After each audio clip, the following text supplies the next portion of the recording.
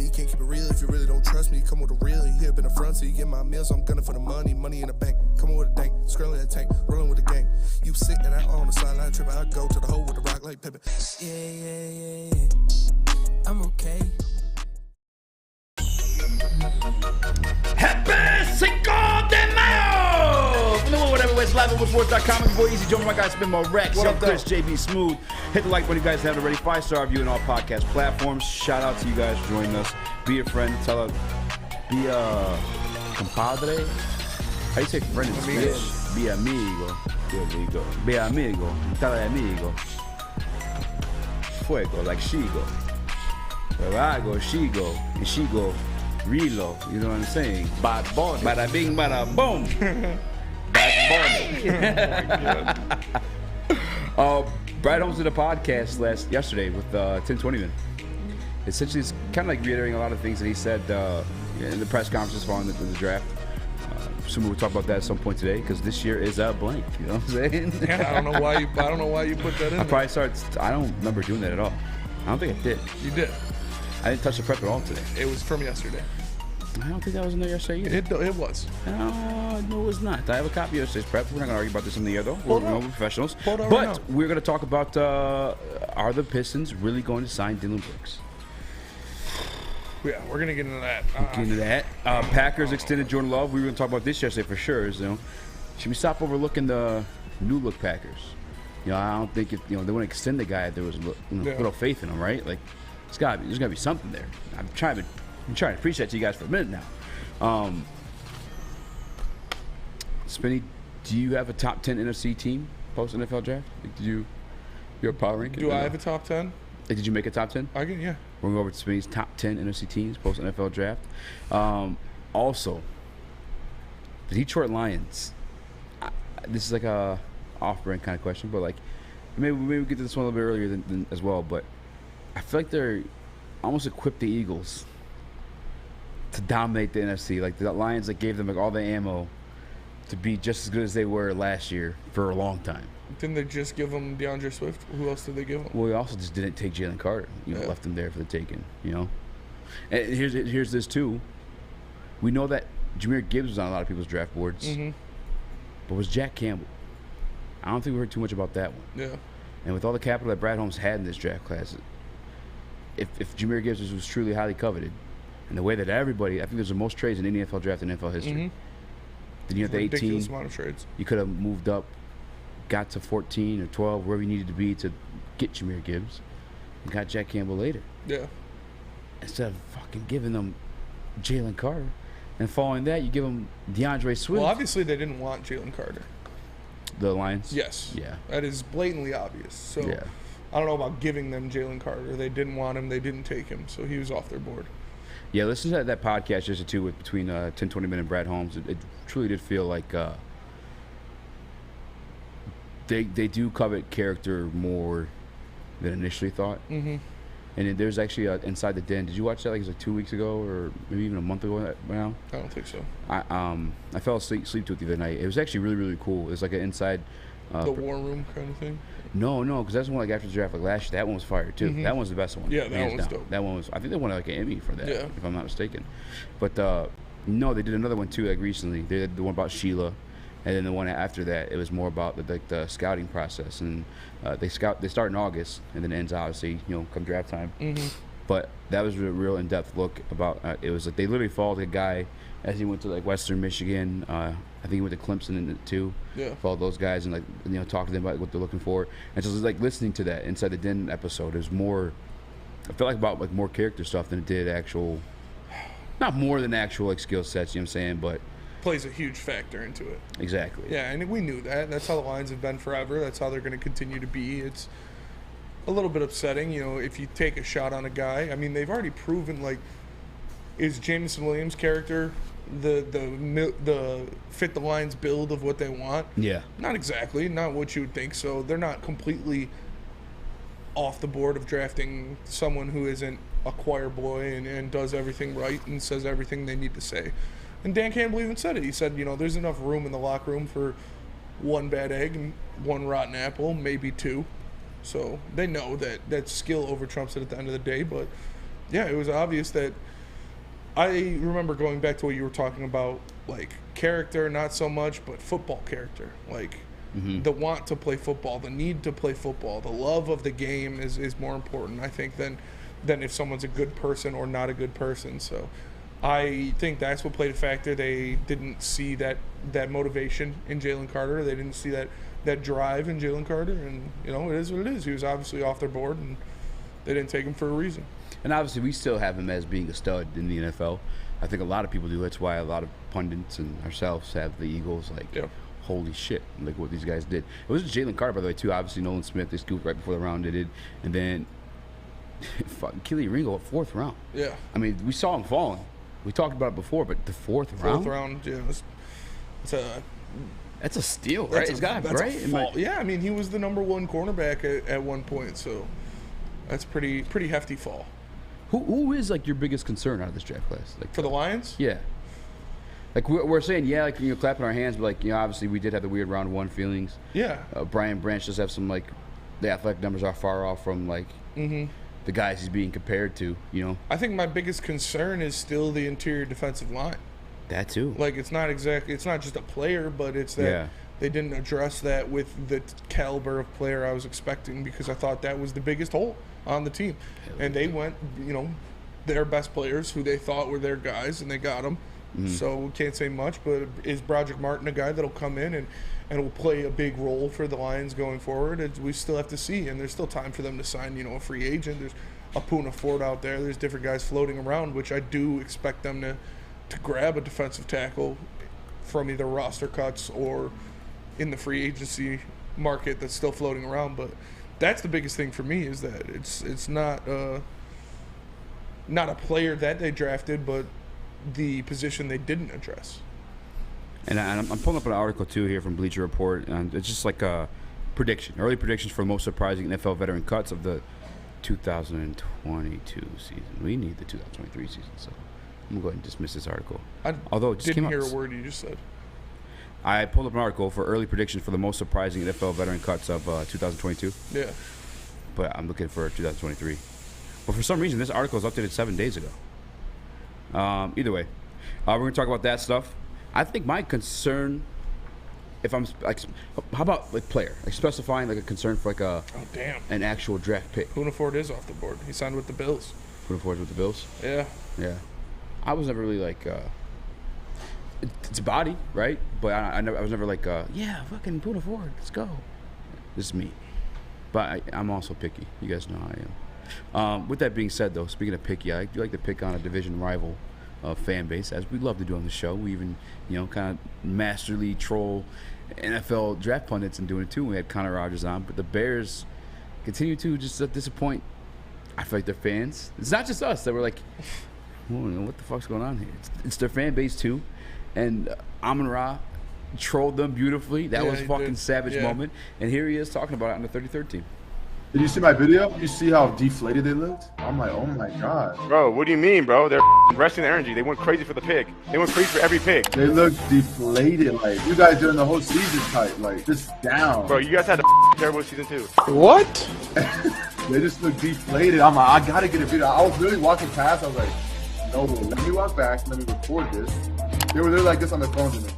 You should see, like, it was the worst fan face ever. Like this on their phone. Just tired. You see the lines next to them just turn lit. We know what we're doing. They were standing up and you guys are sitting down. That tells me everything. Because they spent so much energy going crazy for our picks that I was like... Going crazy for who? Crazy, yes. Ecstatic. What pick? What do you mean? Darnell Wright.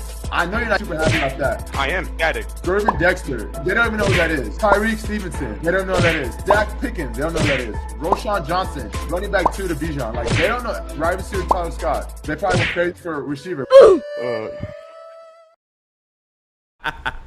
Damn. Cooking his ass. It's all facts. Yeah. This is not all facts. His brother played for the Bears. He had no defense. He's like, they're just tired from cheering from before. Mm-hmm. No defense. I mean, this is one thing, though. I actually asked you, like, do you like when guys talk a little greasy? Yeah, oh yeah. I just hope it doesn't, like, give them, because he's being mad disrespectful. They're brothers, man. No, I know. But I'm saying he's being mad, not to him. I mean, that's brother. Like, we're brothers. We fucking talk. Yeah. You called me pussy on there before. I fucking said, fuck you, bitch. Sure. I'm saying he's being mad disrespectful of like guys he's gonna have to see on the field. Like Tyreek Stevenson's a cornerback for the Bears. Like internal motivation. I mean, Tyreek Stevenson's quarterback for the Bears is gonna get fucking cooked by Amon-Ra St. Brown if he lines up against him. I'll tell you that. And that's facts. I just hope. I mean, listen. You're right. Fuck the Bears. I'm not even gonna pretend to live in a realm where they fucking. What's his name? It was for the Seattle Seahawks this year. The cornerback that was like surprise. Tyreek Woolen. Yeah. I'm not even pretending like they're gonna have like any of that. I mean, they could. I'm not like. I think Ryan Poles is grossly overrated. You just hate the Bears. Grossly You have overrated. the ultimate bias on Bears. No. I mean, these are like all right. Ooh, I'll do this. Or actually, JB, would you mind pulling up the specifics of the trade for the Texans? Because we know what it is for the Bears. Mm-hmm. There's a swap. The first for next year, DJ Moore and a third or something like that. Something like that, yeah. And I feel like the Texans trade for pick number 3, by the way, not pick number 1, was eerily similar. Well, they moved up a lot further. 12. Yeah. 12 to 3. That's what. I'm not doing that math. That's you 9 spots. Oh, Thank shit. you. Yeah, maybe they didn't. It's the same. Yeah. It's the same. JB, you got pulled up? I got it. I'm just reading the article right now on Okay. trying to find the exact numbers. I think the worst thing I've seen him do is the Claypool for a second rounder. Like, that's egregious. Yeah. I'm telling you, man, grossly overrated. The Cardinals sent the 3rd overall pick to Houston, allowing the Texans to take edge rusher Will Anderson. In return, the Cardinals got back the 12th overall first-round pick. They got The 33rd pick, the 30? first pick in the 2024 draft, and a 3rd rounder in the 2024 draft. 2/3 and 2 firsts. essentially the same shit. Essentially the same, yeah. So Essentially, in a second. 2 firsts, a second, and a third. I'm just saying. Ryan Poles, we hyping him up for what? I'm not saying we. I don't speak French. A lot of y'all. And maybe not in the Woodward Sports Chat, but the Bears fan. I think when the national media was kind of going crazy over the swap to number 1, like I feel like that wasn't a lot, especially following the trade for Trey Lance too. Yeah. Like, and both those picks were the number 3.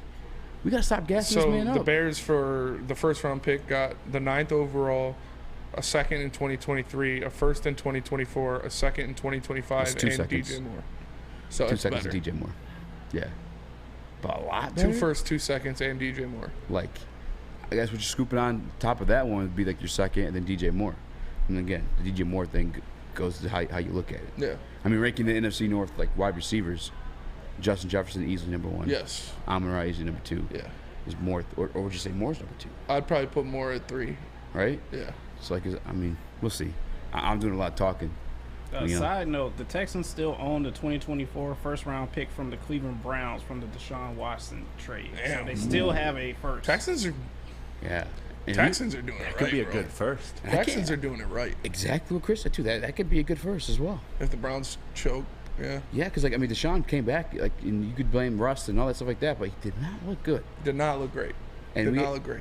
There was that I don't remember who brought it up. Actually, I think it was Abe. Shout out to Abe. But he was like, you look at the quarterbacks following the absence of DeAndre Hopkins. Yeah.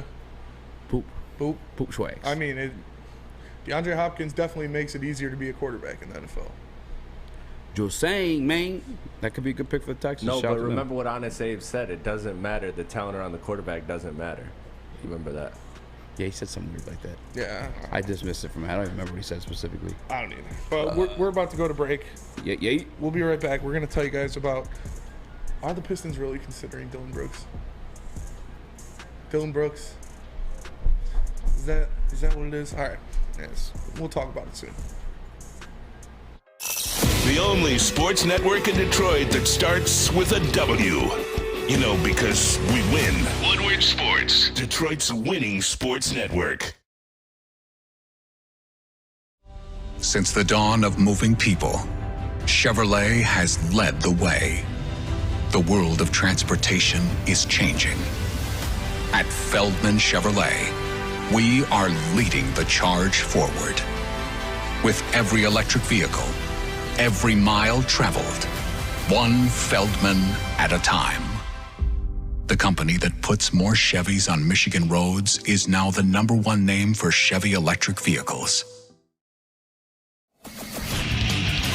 Get a shot up. This is for the win. All of Detroit's sports teams live on Woodward. All of Detroit's sports coverage lives on Woodward Sports. Driving the best in Detroit sports coverage. Buongiorno. Welcome back. Happy Cinco de Mayo. He's did like 3 different languages, 2 different accents. You're welcome. What accent is that? Arrivederci. Sounds like trying It's to not be even like an Borat. accent. I think Borat's like its own accent. It It's not is, even yeah, real. it does sound like Borat. I don't think it's a real accent. Very nice. Very nice. Where does he say he's from? Kazakhstan? Kazakhstan. Kazakhstan. Yeah. But Kazakhstan's out by Habib. Yeah, it's the sneers in the stands, is what I call them. Everything that used to be the Soviet Union, Yeah. Bosnia, Albania, Yeah. Lithuania, Kazakhstan. Nias in the stands. Yeah, the sneers in the stands. Sneas. Sneers. Yeah. What else is there besides Bosnia? It's a Snia. Albania, Lithuania. So it's neat. Yeah, I just call it the Balkan region, but yeah, I like That's, that. yeah, I call it sneers and stands. call it the Balkan. Yeah, I'm college educated. My name's Chris, and I'm your ally. I am an ally. My house is like Yugoslavia. Chris, Sluh. you're slow. I'm pro sluh, bro. You filthy slow. Pro sluh. Chris just straight up got a fucking Bosnian flag in his basement. Yeah, I do. I do. He appropriates culture. Yeah. No, my best friend who's Bosnian gave it to me. So I can say- So I can say it. So I can say Nia. Yeah. It's cool. No, My so friend's I- He's Bosnian. got his knee up pass. I got my Your what? Pichka pass. Pichka, what is that? Yeah. And Pushimakurats too. I mean, you can't just be saying. You gotta tell us what Yeah, those what do words they mean. mean? It translates to Anal smoke my sex. dick. Because there's no To what? to smoke my dick. Because there's no translation for suck. So What do you mean? I don't know, man. Sucking isn't like an action. Like, how's there no translation for the word I suck? don't know the language. I just know the insults. That's fair. Okay. It's fair. Oh, it's You interesting. suck out of a straw. Oh, that's interesting. You suck on. QT says he hates Dylan Brooks more than Eazy hates the Bears. No, you don't. You don't think it's possible? You don't. No, Yeah, I don't hate think the that's Bears. possible either. I'll be real about the Bears. Like I said, Jeff and I picked the Bears to beat the Lions at one point last year. And the Lions weren't. I mean, the Lions kind of started their hot streak on the Bears, and I think it skipped one, and then the Green Bay Packers, and when the streak started. But no, I mean, I'll be real about the Bears, but I fucking hate them. Will you be real about Dylan Brooks? Because apparently the Lions are a team of interest. Or the Lions. What is he playing The quarterback? Pistons are a team of interest. Is this really? The Is this Lions, he'd be a better Report. fit on the Lions, honestly. Detroit Pistons Yeah. are a team to watch as they could be a potential landing spot for Dylan Brooks this summer. Well, look, man. No, don't like that. If I'm being honest with you, when you guys were kind of going hard, I was like, what is here to be like too proud to say no to Dylan Brooks? Dylan Brooks This is the worst record in the NBA this He year. averages 14.5 a game in his career. He averages 34% from 3 in his career. About 3 rebounds, 2 assists, steal a game. It's, he is a 3-and-D guy. He was on record saying, like, that's how they used him in Memphis, and he's more than that. I'm more than a 3-and-D guy. No, that's all he is. I'll definitely say that. Is that a piece you'd want to bring in? I have no problem with him bringing in Dylan Brooks. He's a little bit of an asshole, He's more than a little bit of an asshole. but like, does this Pistons team have an identity right now? No? I mean, they haven't been healthy. Does this Pistons team, like, who's like the... They don't even have a coach. Who's How can they have an identity? I know. That's what I'm saying. How you hate from outside the club? You can't even get in. Facts. Like, we have... That's how it goes. Hey, I did that in my head, Spence. I was right there with you. Thank you. Can I hear it one more time? Yo, bottle seal. I think that was more like Doug Yo, and bottle Skeeter. sipping. First like a... Let's go. Get up. Get up. It definitely hits the. It hits the little click. All right, done. What's done the that deal part. with airplane food?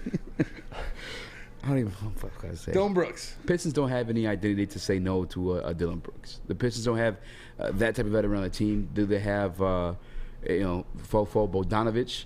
Yeah. Yeah. But who's like outside of like when he's wide open at the 3-point line? Like who's like Alec Burks. fearful of him? Like there's no. There's like dogs, puppies becoming dogs in this team. Do you think Dylan Brooks is a dog? Dog mentality. definitely's got dog mentality. You can be outside that time he didn't talk to the media. That was a little bit of a bitch move. But like, listen, this is the Detroit Pistons. Every single Detroit team that's won a championship has got it done through being a little bit gritty. Memphis, like it or not, they're a winning team. Dillon Brooks is a piece of that. Was he a starter on the team, if I'm not mistaken, right? Like he brings something. There's something there to be brought. Now I'm not expecting him to come here and be an all-star, but I'd like him to come here and maybe be the edge, you know. On this day, I was thinking of Edge. JV knows what I'm talking about. Dude, I don't know, man. I was just saying. I don't know. Like, there's a difference between having an edge, having that dog mentality, and being a douche and like not knowing your place. But that's how those like players work. Like if he's not on your team, you fucking hate him. No. But if he's on your team, you embrace him. No. Like, I love that Dillon Brooks. Like if he was a Piston, Memphis didn't like him. He was on their team. They said there ain't no way you're coming back. Well, that's the GM. That's the GM. And maybe that's more so to do like his influence on Ja. I mean, I don't know what that's about. There is something to be said there. You can't. You just looked me dead in my eyes and did that. That was the weirdest shit ever. Yeah, that's how I feel about Dillon Brooks. How do you feel about Dillon Brooks?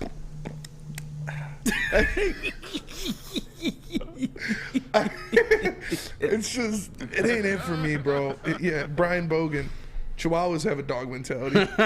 It's like 14 and a half points a game, that's good. 34% from three for his career. It's not great. That's good. It's not great, but it's good. It's not great, it's good though. That's a pretty good shooter. No, I just don't want it to happen. Like, for me, like you.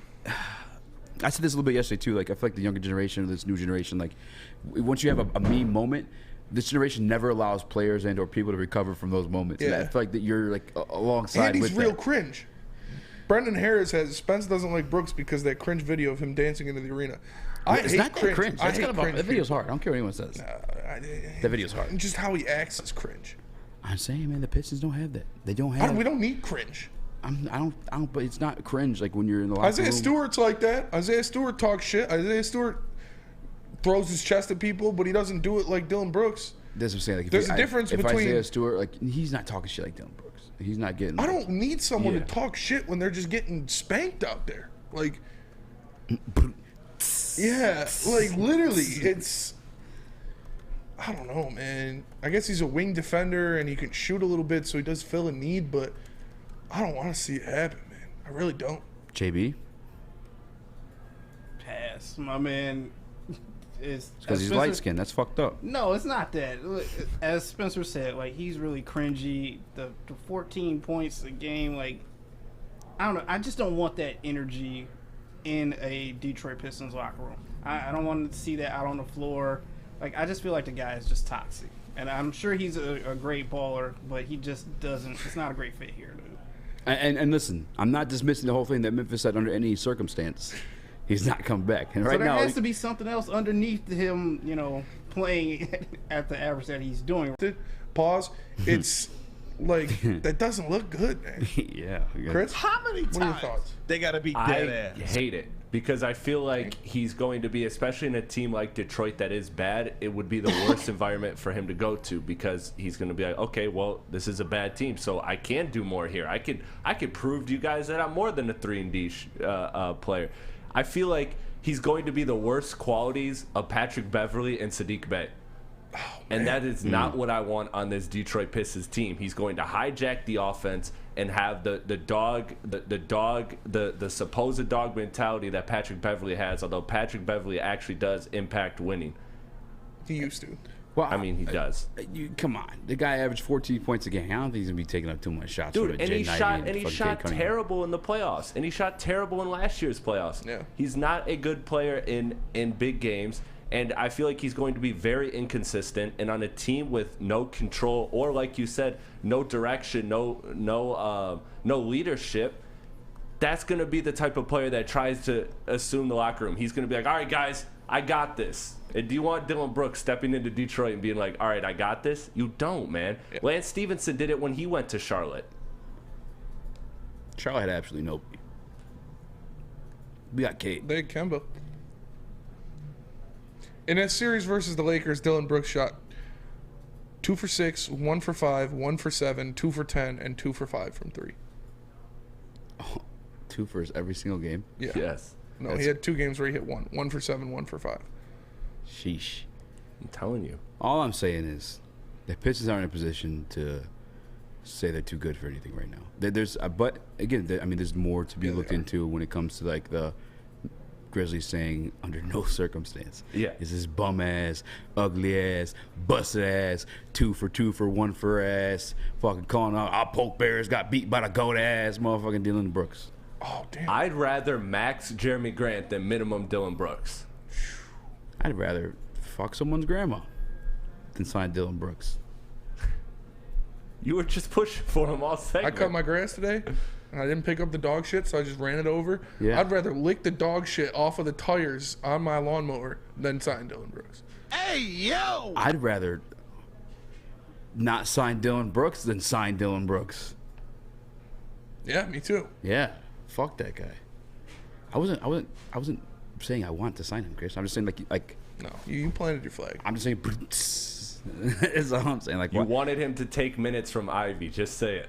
Oh, you got me. That's there. true. That's a You good got point. me there. Who'd you rather have next to Kate Cunningham, Dylan Brooks or Jaden Ivey? Jaden Ivey. What Dylan? How tall is Dylan Brooks? Well, Dude, well, stop. well. How the turntables. 6'7". 6'7", 225. It's a lengthy defender. No, I'd rather have Jaden Ivey. Thank you. Was Dylan Brooks playing the 3 for them or 2? He's playing the 2. 2.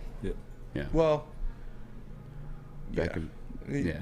When They'd run like 3 sparingly. guards, so it's, you know. Yeah. Look, I'm not saying it's a for sure thing. It's something that needs to happen. But I'd rather have Kyle Anderson than Dylan Brooks. yeah, I like Kyle Anderson. I hate Kyle Anderson. Why do you hate him? Because he plays like a grandpa. You play like a grandpa. I'm electric. The real question, Spencer, Rudy Gobert. No, I'd That's where you rather draw the line. have Dylan Brooks than Rudy Gobert. That's fair. That's respectable. Honolulu Blue Sparty asks, Eazy still preaching booty holder? Yeah, I am. I'm a pretty like easygoing guy. Like I know I get fired up here, but like. What do you mean booty? What does it mean by booty holder? Oh, It's booty. Booty holder. Booty holder, yeah. Okay. Booty. Nice. Nice.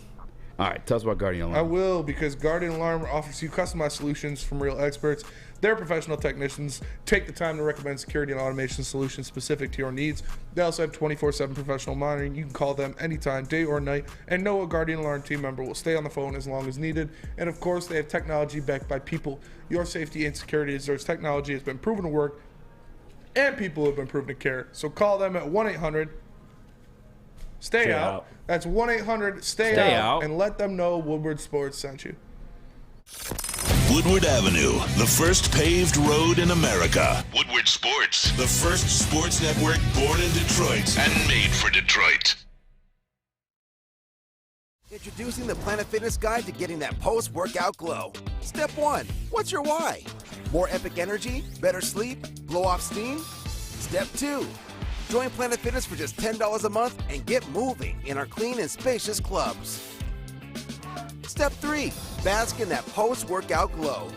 Join Planet Fitness today for just $10 a month. Join today at any of the 50-plus Detroit area locations. It's a great day to get some Centron in your life.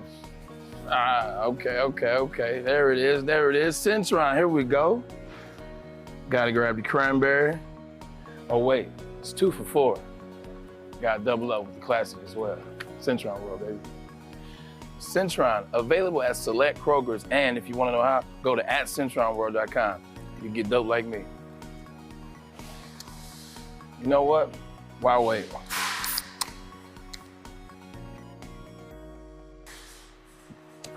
Great taste, guaranteed.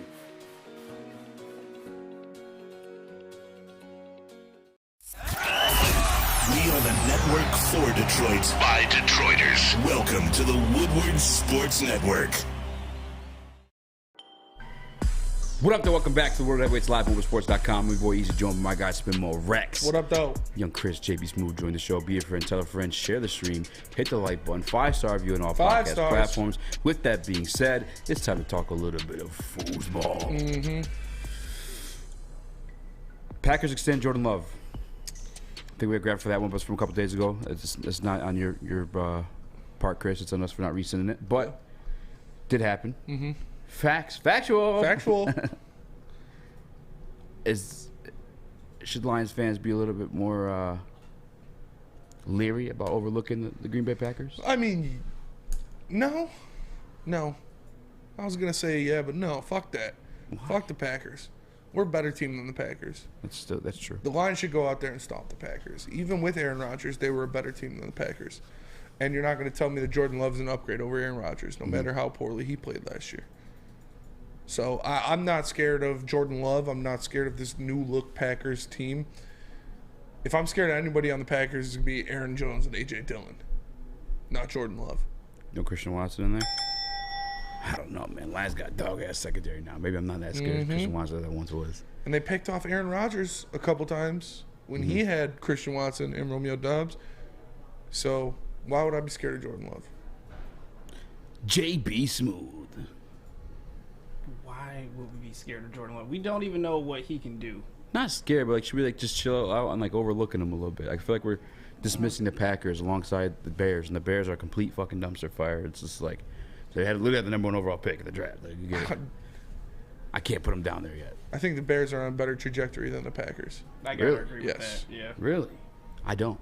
You just hate the Bears. I don't You can't say anything good What about have they done? I mean, like, what have they done? They make good signs to improve their defense. No. I like Justin Fields. I think he's a good player. I think he's going to be a good quarterback. They have a good wide receiver room now. Like all they really need to be actual threat is improvements on the offensive and defensive line. Again, I reiterate this one more time. Like think of all the dog quarterbacks they've been put on. Like good quarterbacks. I'll just go as easy as good quarterbacks. They're in bad situations and bad teams. Mm-hmm. None of them still ended up with the number 1 overall pick. Justin Fields is Trevor Lawrence. Yeah. But there's a shit show with Urban. Yeah, there's a whole other debacle going on there too. Lots of shit going on there. And the Bengals. Well, they weren't the number 1 overall pick, but and they even lost Joe Burrow that year yeah. too, though. You know, Justin Fields is kind of like the only one. I guess I'll let Trevor Lawrence slide in there too. But again, different scenarios. I don't know if Justin Fields is going to be that good. I don't really think. Again, the linebacker position, we felt weird about the Jack Campbell pick because like we just don't know how much a linebacker's valued in today's like NFL. I felt comfortable with the Jack Campbell pick after like realizing, okay, well, Alex Anzalone is not considered the best. Never was considered even like a starter up until like having to start here in Detroit because the roster was just so weak. And he had a pretty damn good year within his defense and defensive system. Jack Campbell's definitely an upgrade over him, and his Lions team wants to compete right now. That made sense for us. And by the way, we got him on a rookie deal. They just went and fucking signed. I know you like him. Yeah. But they signed a linebacker to an $80 million deal, which is only per year $2 million off of having the best linebacker in Roquan Smith. Yeah, whatever, debatable. I go with you though. Second best linebacker in the fucking league. Yeah. For just 2 more, like that, such a bonehead decision. They make the trade for, like you said, Mapletron. Yeah, Chase Claypool. That didn't work out. You give up a 2nd round pick for it. That 2nd round pick ended up being the first 2nd round pick in a draft class where that's technically like pick 32 in the 1st round because of the Dolphins had to forfeit what they had going on.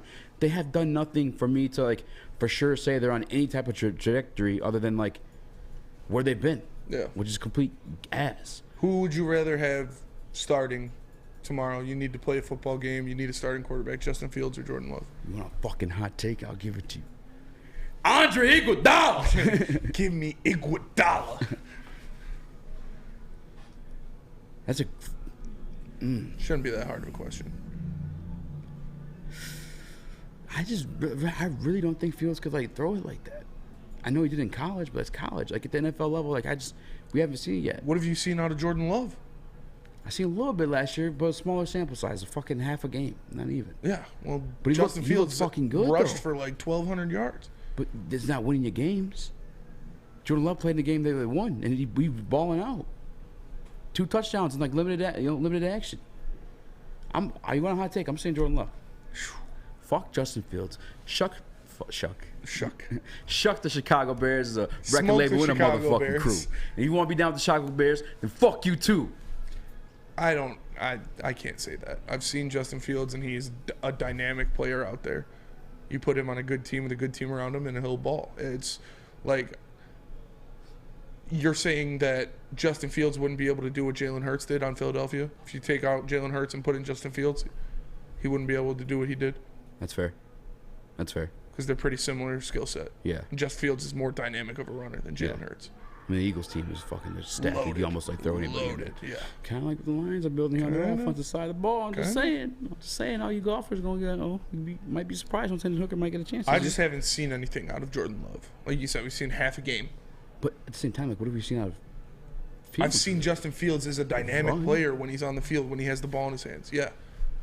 And like you said, it's very – he's more of a dynamic runner than Jalen Hurts. So if you would put him in a situation similar to Jalen Hurts, he would get the job done. I have confidence in that. Yeah. I'm being maybe a little hard on Leave It to Beaver. But fuck the Bears. You do. You. Hey, I might be right in time. I'm gonna stay. I'm gonna sit with that one. I'm gonna leave it. Sure. I'll say this. Maybe I'll be wrong, but for now, give me Jordan Love. All right. Fuck the Chicago Bears. Are you more scared of the Bears than the Packers? In the future, yeah. This 2023? No, I'm not scared of either of them in 2023. Well, I know, but who would you like? Who do you think will finish out better in the division this year? The Bears or the Packers?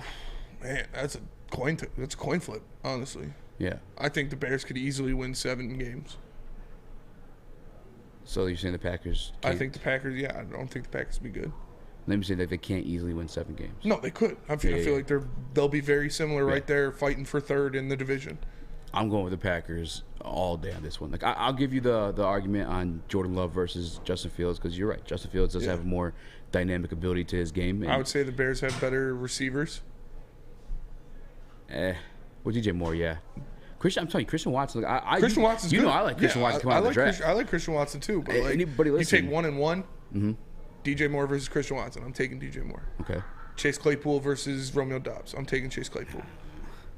Darnell Mooney versus who are the fuck else? Marquez Valdez-Scantling. They don't even have him anymore. Yeah. They don't have Allen Lazard anymore. Who's their third receiver? Who's their running back? Who? The Bears? Yeah. Khalil Herbert. I like Khalil Herbert a lot. Over Aaron Jones? No. And then behind Aaron Jones, you got A.J. Dillon. Yeah. I think the Packers. I mean, I've already said this too many times in the show. Don't be surprised. There's not just like a regime or a coaching staff that's won games. It's like the Packers have historically just been kind of like good, you know. Mm-hmm. And they literally went from Brett Favre to Aaron Rodgers, which, by the way. They got Dante Foreman too. What? Dante Foreman, Khalil Herbert. Dante Foreman actually could be. That's not it's not as good as Aaron Jones, A.J. Dillon, but it's like I really like Khalil Herbert. Here's the other part too. Darnell Wright, my NFL draft twin, good, very very good blocker. Mm-hmm. And as a run blocker, not the same projections there. Yeah. And you look at that Chicago Bears team, obviously led the league in rushing, partly obviously because their quarterback can't really throw the football.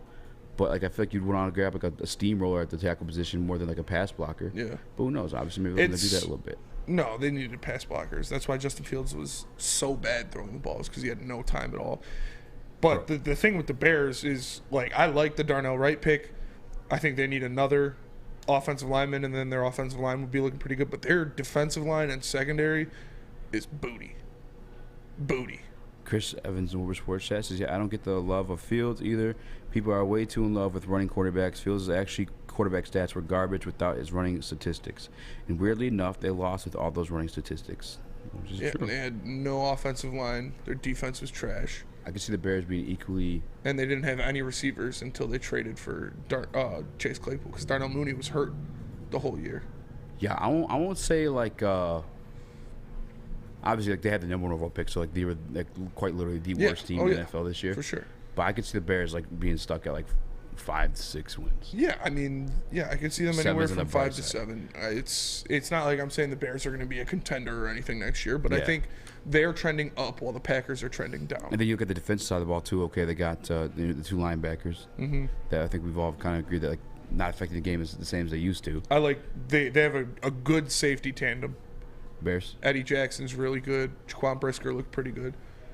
Their cornerbacks are meh at best. Their defensive line is pretty bad. Yeah. And guess what the Packers have? But I like Javon Dexter. Packers have a great offensive line. Great defense, too. Yeah. And the defensive pieces, Yair Alexander, Rashawn Gary, Devontae Wyatt. Mm-hmm.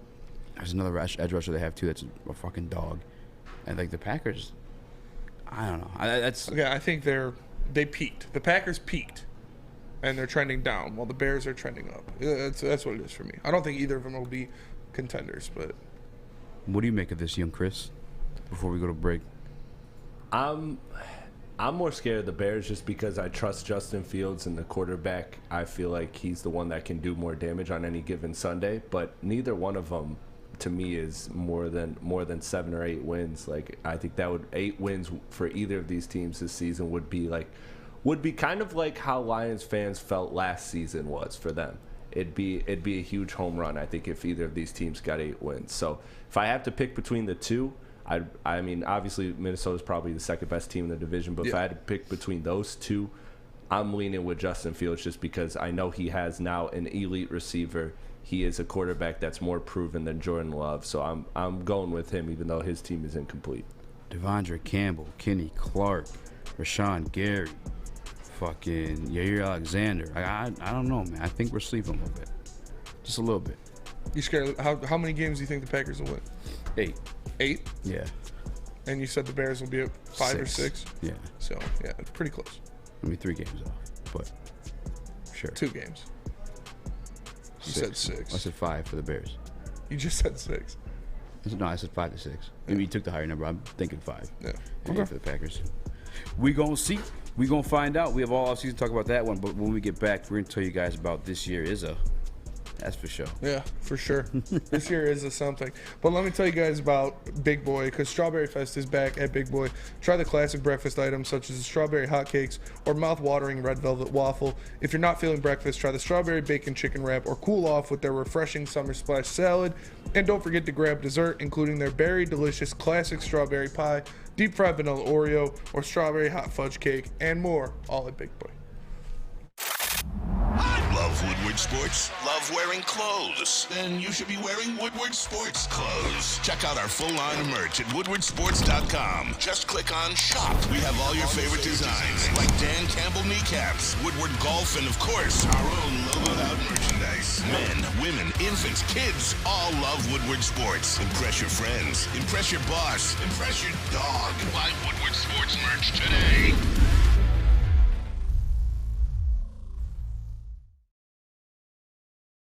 Walk into any Lady Jane's Haircuts for Men for an award-winning haircut experience and automatically enter for your chance to win not 1, but 2 vehicles of your choice, courtesy of Les Stanford Buick GMC of Ferndale. That's right, 2 cars, 1 for you, 1 for your wife, your girlfriend, or your best bud. Lady Jane's Haircuts for Men, open 7 days a week. Walk in anytime, sign in, sit down, watch your favorite team play, and before you know it, your hair will be game ready. Let one of our talented, award-winning stylists make you look handsome and clean. Lady Jane's Haircuts for Men. It's wicked awesome. You have an opinion? Make sure it's seen and heard. Corner, jumper!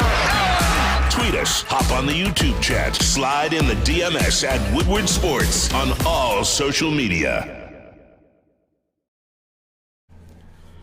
What up, though? Welcome.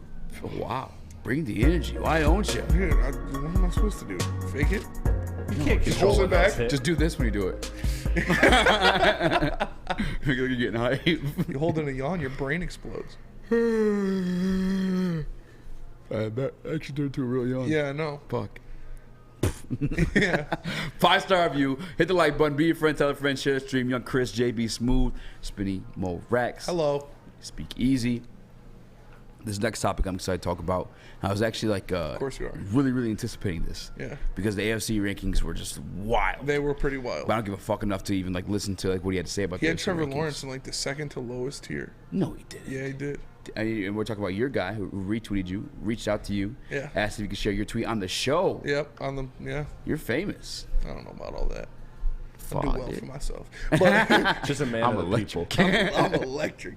But Kyle Brandt shared his NFC quarterback rankings, and this is where he has it listed. He's Maybe I am got getting old. number 1, the first tier, is the man by himself, Jalen Hurts, and you can't really argue much about that. He was an MVP contender. And then in the second tier, you've got Dak Prescott, Kirk Cousins, and Matt Stafford. Then in the third tier, you got Derek Carr, Geno Smith, and Jared Goff. Down in the third tier. Fourth tier, Daniel Jones, Justin Fields, Kyler Murray. Fifth tier, Baker Mayfield, Brock Purdy. Sixth tier, Jordan Love, Desmond Ridder, All right. Sam Howell, and then Bryce Young in the seventh tier. All right, hold on. All right, I got my beef is not even with Jared Goff, and I know we're gonna get to the conversation about Jared Goff, but like, can we get Baker Mayfield the fuck out of tier 5 and at least in the 6? What are we doing? Baker? Yeah. Yeah, he sucks. He's bad. The Panthers have 2 quarterbacks in that tier. Yeah, they do. How about your boy Fields? Wait, is Baker still? No, Baker's not in the Panthers. Baker's he was with the Rams. I think he's Tampa. Tampa. That's right. Yep, Tampa. He's with Tampa. Okay. What do you make of this? I think it's pretty accurate. The first couple tiers, at least. I don't know about Dak in tier 2. I put Dak in tier 2. Listen, You put him above Goff and yeah, Geno Smith.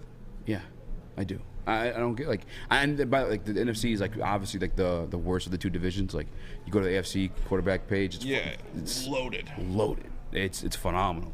And so obviously the NFC is like a little weak there, but yeah, I'd say that Jared Goff probably is a 3rd tier quarterback. And I look at it this way too, is like the top tier quarterback is a quarterback that's in that top 10 list like year after year after year. Like regardless of how the league changes, the top guys are typically always the top guys. Mm-hmm.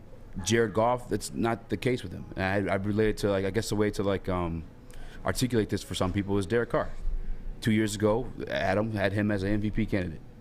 Last year, he literally just got cut from his fucking team. Yeah. The year before the MVP year, he was bad.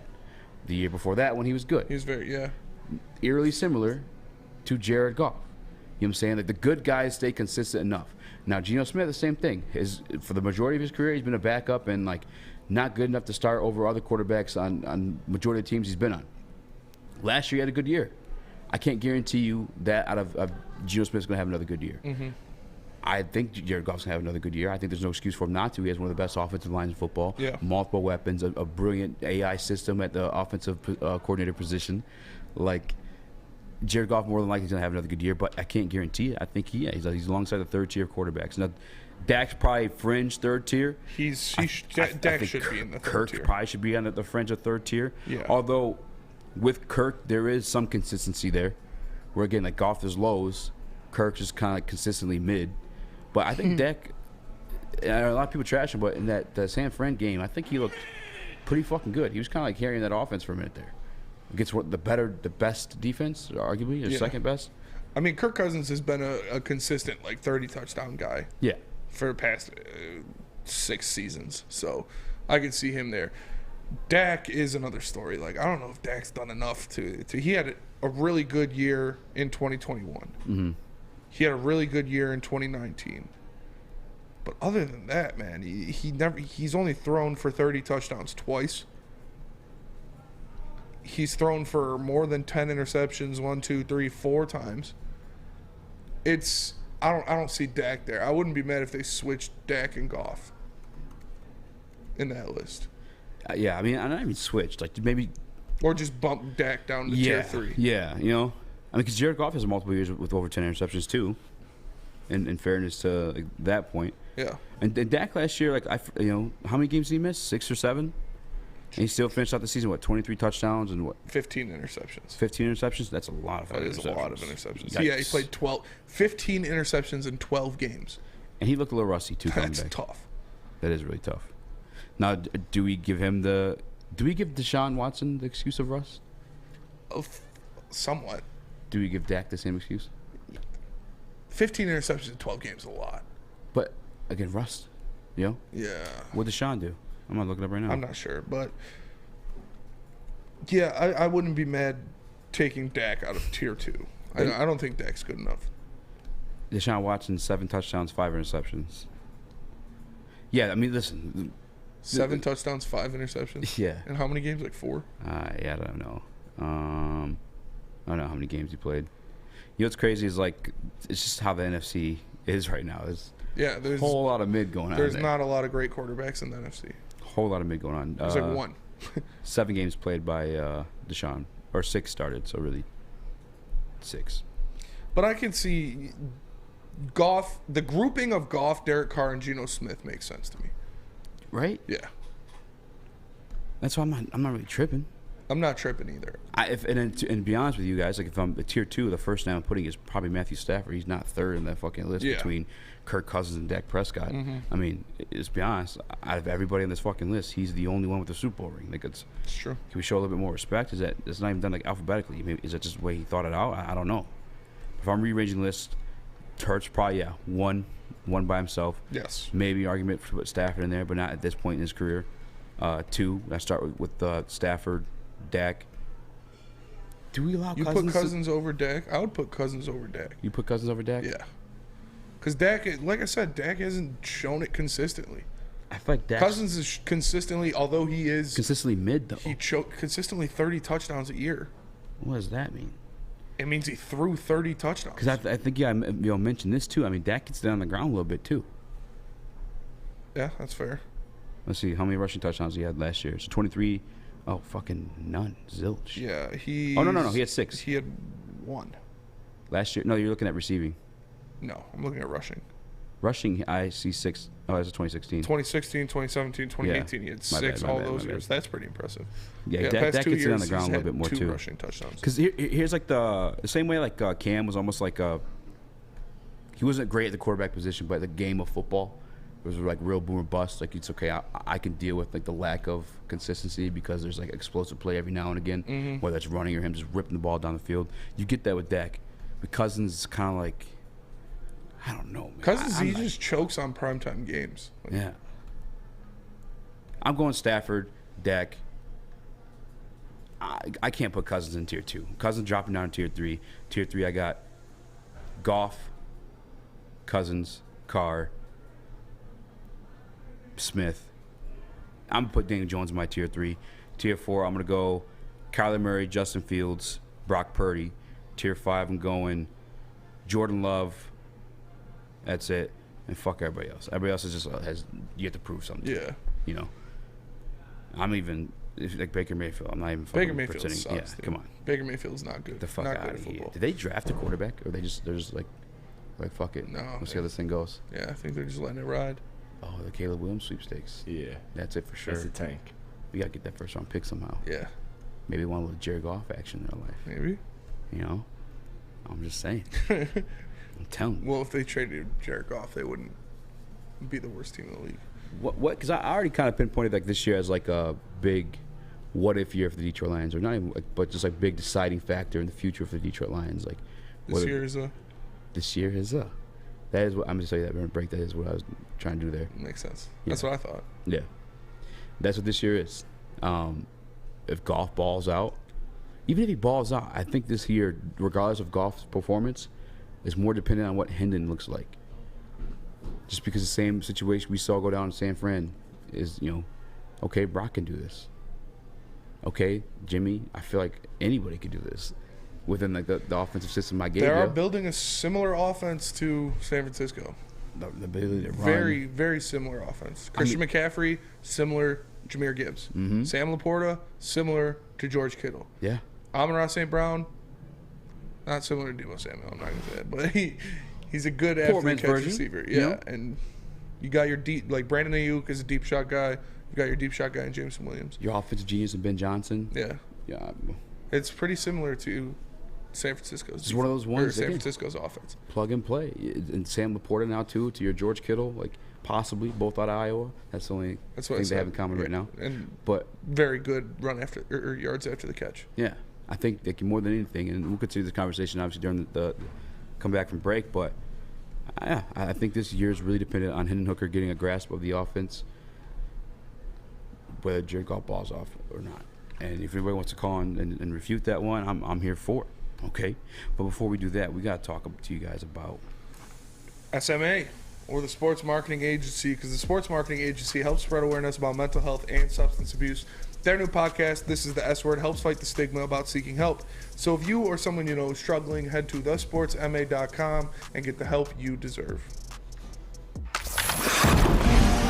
Saturdays at 1 p.m. Make sure you're watching WoodwardSports.com for our new show, Chompin' Puck. He shoots! He scores! With four-time Stanley Cup champion Darren McCarty and Michael Gentry. Chompin' Puck is taking the Detroit hockey community and giving them a voice. pros to Joes, you'll get the best Detroit hockey coverage around. Jumpin' Puck. Saturdays, 1 p.m. on WoodwardSports.com. By now you know me, Christina Gennari, as the obvious choice in real estate. And you know my website, soldchristina.com, as your #1 resource for buying or selling your home. Myself, along with my amazing staff, pride ourselves on making your home buying and selling experience a relaxing and easy one. Come see why we are the obvious choice. Christina Gennari at soldchristina.com, the obvious choice in real estate. Get a shot up. This is for the win. All of Detroit's sports teams live on Woodward. All of Detroit's sports coverage lives on Woodward Sports. Driving the best in Detroit sports coverage. Happy Cinco de Mayo! Welcome back to the Woodward Heavyweights live on WoodwardSports.com. I'm your boy Eazy, joined by my guy Spimo Rex. What up, though? Young Chris, JB Smooth. Why you laugh? I feel like that was pretty good. Yeah, I mean, it's pretty racist. Why? Why? It's an accent. Our accent's racist? Kind of. Yeah, I mean, when they're stereotypical. Like, what do you mean stereotypical? Cancel Eazy. Everybody do it. Hashtag you're cancel Eazy. Fucking, you did a fucking whole Italian accent the other day. Yeah, but I'm Italian. I'm fucking Italian too. Okay, well, you weren't doing. You said that wasn't an Italian accent. That was a Mexican accent because it's fucking Cinco de Mayo, man. What is wrong with that? I don't know. Let's hear yours. No. Okay. I'm a gringo. That's racist against the whites. Yeah. I'm racist against the whites. You fucking. That's why I hate Jared As Goff. you should be. As you should. Back to the lecture at hand. Brian's reaction said, Easy's Mexican, isn't he? Yeah, exactly. No, he's Bolivian. I'm a Neo. Whoa. You missed me at this show. I can say I'm whatever I want. That's the beauty of being wherever I am. Yep. I got a little Mexican in me too. His name's Juan.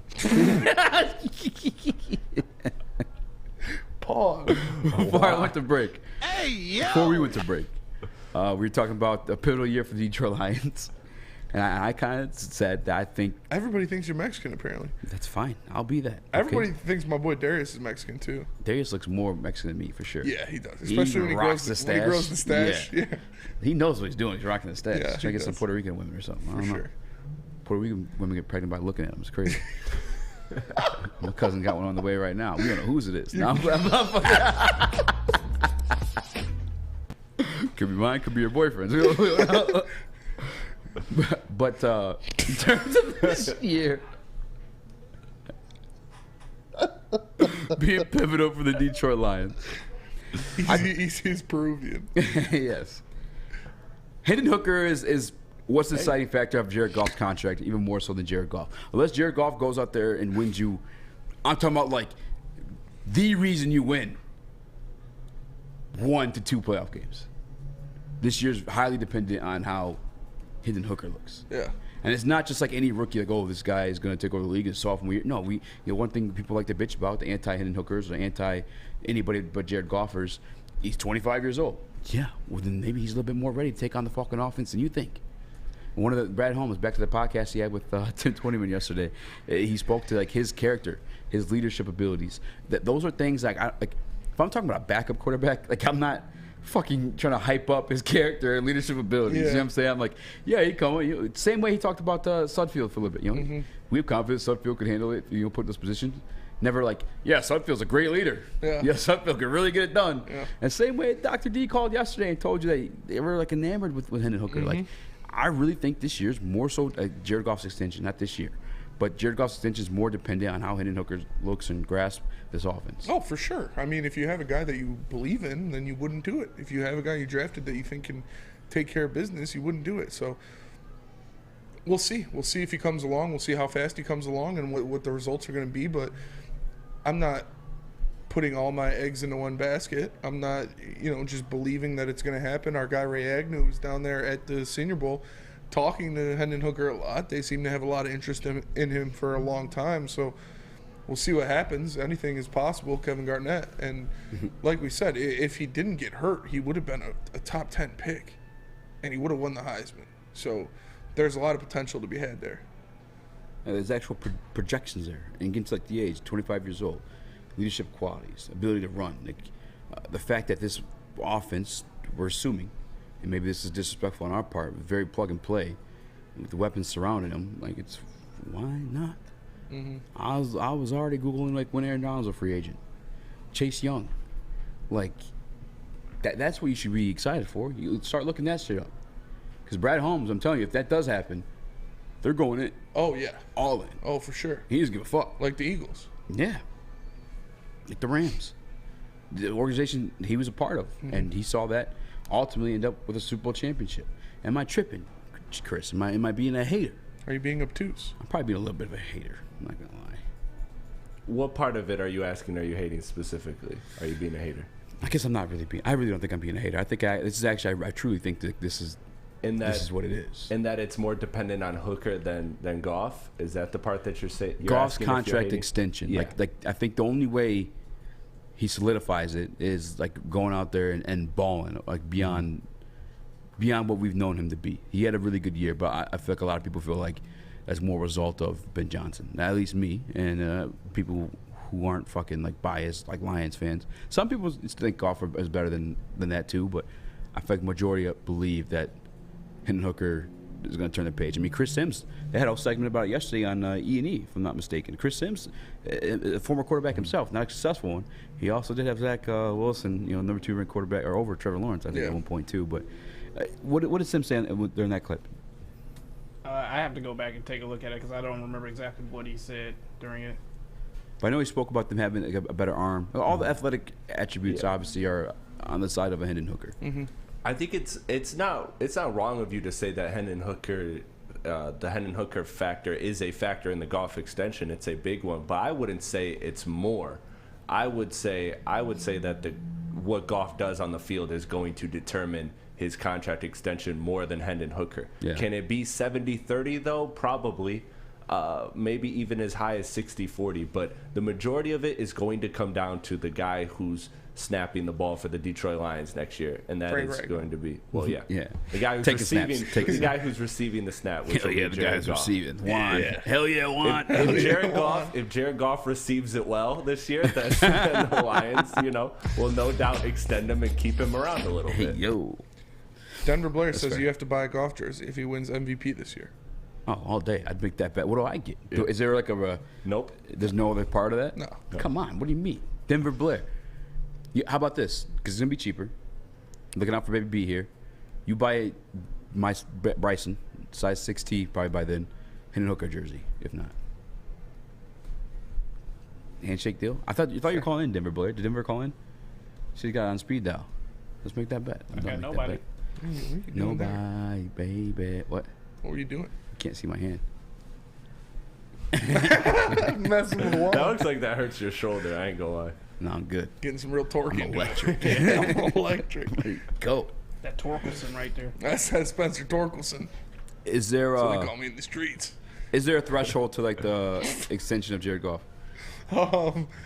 Is there a threshold? What do you mean by that? Like X amount of games won or a playoff game won? No, I don't think so. Like, what do you think are like the standards, like the what he needs to hit to get this extension?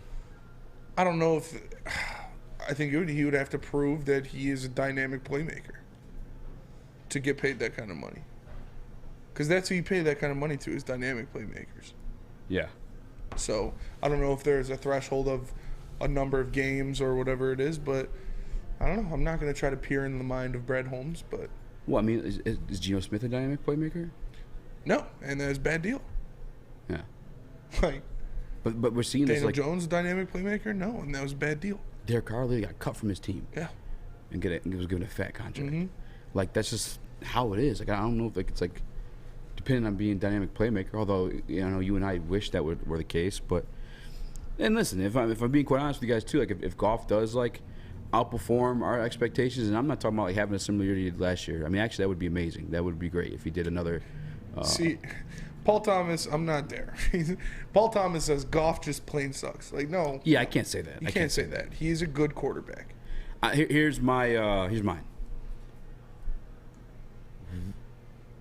Be a deciding factor in winning the playoff game. Be the Josh Allen. Yes. Be the opposite of what you were in the Bills game. Missing DJ Chark or in big moments. Like show up in those moments. Make plays in those moments. Mm-hmm. You know what I'm saying? Be that guy. If anything, be a leader. Because other than that, if he's not, it's a Jimmy Garoppolo situation to me. Just plain and simple. Yeah. And I think the 49ers are more than enough example of, like, you can replace a Jimmy Garoppolo and be okay. You don't need to overpay a Jimmy Garoppolo. I think Jared Goff's better than Jimmy Garoppolo, but not by a landslide. Is he, though? Because Jimmy Garoppolo, if all technicality, I mean, they have the same resume, if not Jimmy Garoppolo, a little bit more NFCs, championship appearances, a Super Bowl appearance as well. Yeah. Like, Jared Goff just has the one Super Bowl appearance. But again, those are team. Yeah. More team things than they are. Like, Jimmy Garoppolo's only thrown 27 touchdowns. That's his highest. 27 and 13 is his best season. That's fair. 3,900 yards, 27 touchdowns, 13. Did he run the ball a lot more? But that's fair. Still, yeah. What about the interceptions? We're looking at interceptions with Jimmy G. 13, 12 are his two highest. Other than that, it's been single digits his whole career. That's actually really pretty fucking good, better than I thought it'd be. Well, that's where I'm at with it. He is the Jimmy G of this offense, and if you guys want to go out there and pay a Jimmy G caliber of football player, $50 million to keep him, fuck you. I don't. I don't either. I don't either. It's like I said, like the Derek Carr contract, I'd be cool with. Yeah. If you gave Goff the Derek Carr contract, I'm not tripping over that. Not at all. $40 million is my breaking point. Like, I'm not going higher than that. And if I'm being real with you too, like if they extend Jared Goff too, like I am at ease with it because I know they at least tried the Hendon Hooker. You know what I'm saying? They at least gave themselves the options to have the fallback on him. And if Hendon Hooker ultimately at the end of the day doesn't grasp the offense or isn't performing well at practice or whatever it needs to be seen for him to feel comfortable and then move on, the transition from Goff, then I trust Brad Holmes in making that decision. And if they want to win now, that's what they're going to do. They're going to extend Jared Goff. And if I'm predicting it, the way we've predicted these things before on this show, it's going to be that 3-year deal, eerily similar to Geno Smith and or Daniel Jones. Yeah. Maybe even they're not going to more. sign him to a 5-6 year contract. Like, that's not going to happen. Yeah. If they do extend him, it'll be a 2-3 year extension. JB, can you look up the deal that Jimmy Garoppolo got from the Raiders? I think that might have been a 4-year one. Yeah, I got you. Also, we do have a caller, too. You do have a caller? Yeah. Who is it? It is Denver. You guys want to take him? Denver Blair. What up, Denver? 3 years, $72 million. Oh. What up, man? Thank you for calling in. Hey, man, no problem. We going to do this deal? You want, for real? You want to do it? Oh, I'm dead serious. Wait, so, all right. So, if Jared Goff wins the MVP, like the NFL MVP, is that what we're talking about? I come to Woodward and come give you your jersey. Deal. All day. If he Deal. doesn't, do you come to Woodward and give Bryson a jersey? Baby B, size 6T? Yeah, I do, Yeah? Bryce. Hell yeah. Yeah. Let's go. 100%. 100%. I'm down. Now, are you making this bet because you think Jared Goff's actually going to win MVP? 100%, yeah. What? Sell me on this. Make me scared about this bet a little bit because I'm not. I'm feeling ultra confident. You feeling ultra confident? I'm cool with Gibbs until Jameson gets back, and then after that, I just feel like it's a given, man. We're gonna get the whole conference right now. I got my kids, man. I'm bothered, but that's why it took me so long to call in. You're good, brother. I definitely understand. Yeah, I got a dog. That's not. Come on, Dude, we're it not is- doing that. I got a cat. Chris has a cat. That's fine. That's fine. We're all I got parents. two. Yeah. JB has a dog. People with kids have cats and dogs. That's true. That's true. It's not as much of a responsibility. But Denver, you're saying It's because kind of you're saying Jared Goff's won the MVP because Gibbs now, or just one more time on that if you don't mind. Or we let him go? Is he still there? He's got the kids. He's still there. He's still there? No, he just hung up. Yeah. Yeah, he's dealing with the kids. Got badass kids. Yeah, family man. Yeah. Can't take I up get too it, much. dude. That's My dope cat is though. He wild. called it. Yeah. He's planted his flag. Shout out Denver That's Blair. what I'm saying, man. Appreciate you, man. That's confidence. CJ said he'll bring tacos. We'll eat a taco. We'll do a taco review. If someone's listening right now, they got like a Mexican restaurant or something like that. You want to DoorDash some food here? So the heavyweights That's do a what I'm live saying. review? DoorDash us some tacos. Bro, all day we do a taco review. I love tacos. I love tacos. Tacos are fucking Carne lit. asada, please. I ain't Cilantro, anything but onions, some lime. You ever had tacos in Southwest? Oh, yes, bro. Slap. No, oh my God. This place, El Pueblo, overall by Dispo I just had for the first time. Fire. Yeah, Fire. shit was amazing. Ryan's reactions. Happy birthday, my guy Marv, by the way, over at Dispo. Bro, Ryan, you're a real one. You're a real one. Hey, Spinmo, check Venmo. That's a bar. You're a real one, Ryan's reactions. Is that for tacos? I'm definitely gonna buy some tacos, yeah. Are you us tacos or spinny tacos? Spinny tacos. Motherfucker Jones. It's fucked up, Ryan. Why No. can't the Mexican guy get tacos? On my day, That's how you get the white guy taco money? It's fucked up. I do like fish tacos. How'd this guy get your Venmo, by the way? I don't know. On your OnlyFans? I don't know. Maybe my OnlyFans, but hey, that's a real one. And I Shots. do like fish tacos, Steve-O, baby. Fish tacos are fire. At Alta. Uptime. Man, Alta Equipment's got everything you need to get the job done. You got a big project coming up. Alta Rent's got you covered. Make sure you guys give them a call today. 844-GO-TO-ALTA. Again, it's 844-GO-TO-ALTA. Alta Equipment where Uptime. Man, this is Woodward Heavyweights. We'll be right back. Love Woodward Sports? Love wearing clothes? Then you should be wearing Woodward Sports clothes. Check out our full line of merch at woodwardsports.com. Just click on shop. We have all your favorite designs, like Dan Campbell kneecaps, Woodward golf, and of course, our own logoed out merchandise. Men, women, infants, kids, all love Woodward Sports. Impress your friends. Impress your boss. Impress your dog. Buy Woodward Sports merch today.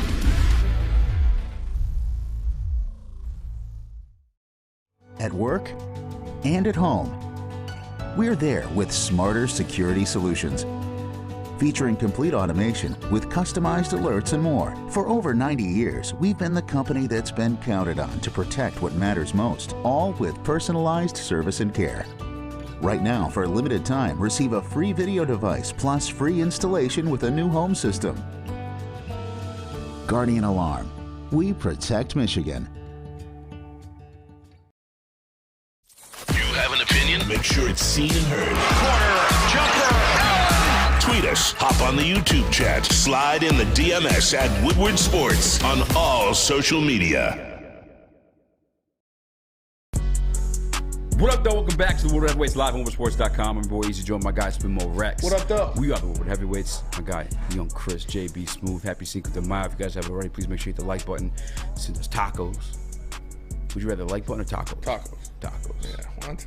Yeah, send us tacos. I'll make fucking 6 fake accounts. If there's like a grossly amount of tacos like sent here today, I will commit to like eat them.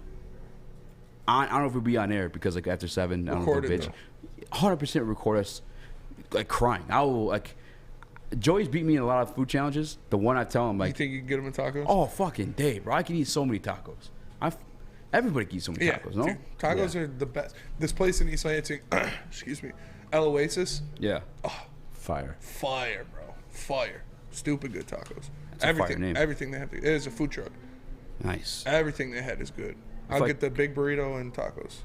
Food truck tacos or taco food trucks are always slay. Taco Dojo is a good food truck around here. They post up at Coonan sometimes. They're probably there today. I would. Oh, definitely there today. Yeah. Are we there today? I'm not with a rah-rah. I am a da-da. I'll say a little taco. Chris, how many tacos you downing? I don't know. I can eat quite a bit. I mean, like you said, it's easy. I don't know. Depends. JB, are you a taco guy? Oh yeah. How fat these tacos though? What are we talking about here? Huh? How fat are these tacos? Like the corn tortilla, 2 corn tortillas. Oh, see, I didn't know if you help you at all? I don't know if you like stuffed them or anything. No, but not like American tacos. Like real tacos. No, I do like some carne asada, cilantro, onion. Throw the lime over top of them. Oh, I can do like 4. 4? That's it? Yeah. No, yeah, you can easily do 8, JB. Yeah. I can do 8 for sure. I mean, I like to sprinkle a little too much of the hot stuff on it, so Oh, you gotta put hot sauce on it. No hot sauce? No, what? Well, for JB, because he's using it as like his excuse. Oh no. Then 1. 6. 6. Yeah, I do 6. Del Taco is better than Taco Bell. 100%. Almost everything. The chicken soft tacos. Ever since they got rid of the chicken burrito from Taco Bell, I'm just not big. Like I like the beef. You get the chicken soft tacos from Del Taco. Those bitches hit. My boy Chris used to work at Del Taco. What is equivalent to like a gordita at Del Taco? Because gordita slap. I don't know. Chicken soft tacos is the only thing I get from Del Taco.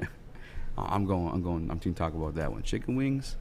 Solid 6. Bro, I'm just fucking around. I still can't believe Hey, them it, bitches but- were going quick as hell. Yeah, $6 for 6 chicken wings. All right, back to football. You have the topic in here. It says, following the draft, free agency acquisitions, what's the best position group on the Detroit Lions? Yeah. My mind immediately goes to both the secondary and the offensive line. Other than the offensive line. Other than the offensive line. Yeah. Oh, secondary. Secondary. It's not even a topic if we're not including the offensive line. Yeah. What? Yeah. Dude, I think the running back room is up there. But still not better Wide than receiver secondary. room is up there too. No. All they did is add Antoine Green. And Marvin Jones Jr. And you got J-Mo coming. Like, The wide receiver room took like a knockdown from my mind with the DJ Chark situation. I don't know. I think Marvin Jones Jr. can do exactly what DJ Chark did for the Lions last year. Come on. No, he's not. He can't get 600 yards? No. No? What did he do last year? I actually had like 600 Yeah, yards. he can do the exact same thing that that DJ Chark did here. I'm not. Also, with the receiving core, also you would add Laporta as well, or would Yeah, you yeah, just kind of? yeah, you can throw that in pass there. catcher. But again, like you don't see like much production. I mean, there is the one that JB pointed out that was actually like oddly impressive. We're talking about like tight ends and rookie years, like actually put numbers. And I think Sam Laporta could be pretty nice. But like real talk, if we're looking at like if you go to Gronk's rookie year, you gonna pull up Antonio Gonzalez's rookie year, Shannon Sharp's rookie year. Look at those numbers. Feel free to look at them. I think only one of them came close to like 200. And feel free to keep throwing like names out there. I'm actually curious what Greg Olsen did his I'm rookie looking year. at George Kittle. George Kittle had 515 yards and 2 touchdowns his rookie year. Damn, that's really fucking good.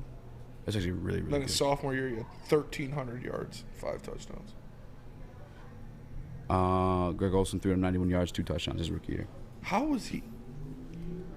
What? 1,377 yards, 5 touchdowns, and he was second team All-Pro. If it's shrimp tacos, I would definitely lose that race. Oh, by the way. what? Shrimp tacos are fire. I'm not a big seafood guy. I love seafood. This is how. If I like, could only eat one meat for the rest of my life, it'd be seafood. all right, that's another thing too, right? You just called it a meat. Yeah. People are like, yeah, I'm not eating meat, and they order fish. I'm like, that's meat. Yeah. Yeah, right. It's a, My it's mom a doesn't mental eat. thing. My mom's like that. She doesn't eat red meat, but she'll eat chicken and seafood. Why?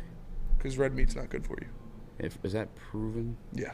Well, not if you talk to Joe Rogan, but That's what I was about to say. Yeah. I'm fucking team Joe Rogan. Kick him well, out it's of that. not Joe like. Rogan's like, I have but to Joe kill Rogan's something every eating day. red Yeah. meat that he hunts. Yeah. And shit, not like store bought ground beef and shit. You know. Chris, you want to weigh on the position group debate? Oh, it's definitely the secondary, which is to me is awesome because that was arguably the weakest room last year. I mean, For sure. It's so to turn it around that fast is a testament to Brad Holmes. It's incredible. And to me, I've always loved a team that has a good secondary, so I'm very excited for this year, and that is the main reason of my excitement is that secondary room, because there's just a lot of versatility. Like, I've been meaning to ask this as far as Brian Branch is the only one I'm really not familiar with at this point. Is he one of those safeties that can also kind of line up in the nickel and stuff like that as well? Yeah. Oh, that's exact. He's CJGJ 2.0. Okay. What was that one more time? CJGJ. Dude, CJGJ. say that 10 times fast right now. Oh, yeah. CJGJ. No, but yeah, that's what he pans out to be. Okay. Then I'm even just more excited because I love the versatility. It seems like they're going to be able to do a lot of things. And with Aaron Glenn last year, we talked about how limited he was, not only in terms of talent, but in terms of also just what he could do on the field schematically. So now you add a secondary with all of this. It's very exciting. Yeah. JB Smooth. What is your answer? DJ Ryan Richards. I gotta agree with you guys. It's the secondary. The secondary has improved so much. Honestly, I don't know a lot of receivers that in the NFC at least that the Lions are gonna be scared of. Yeah, it's not even.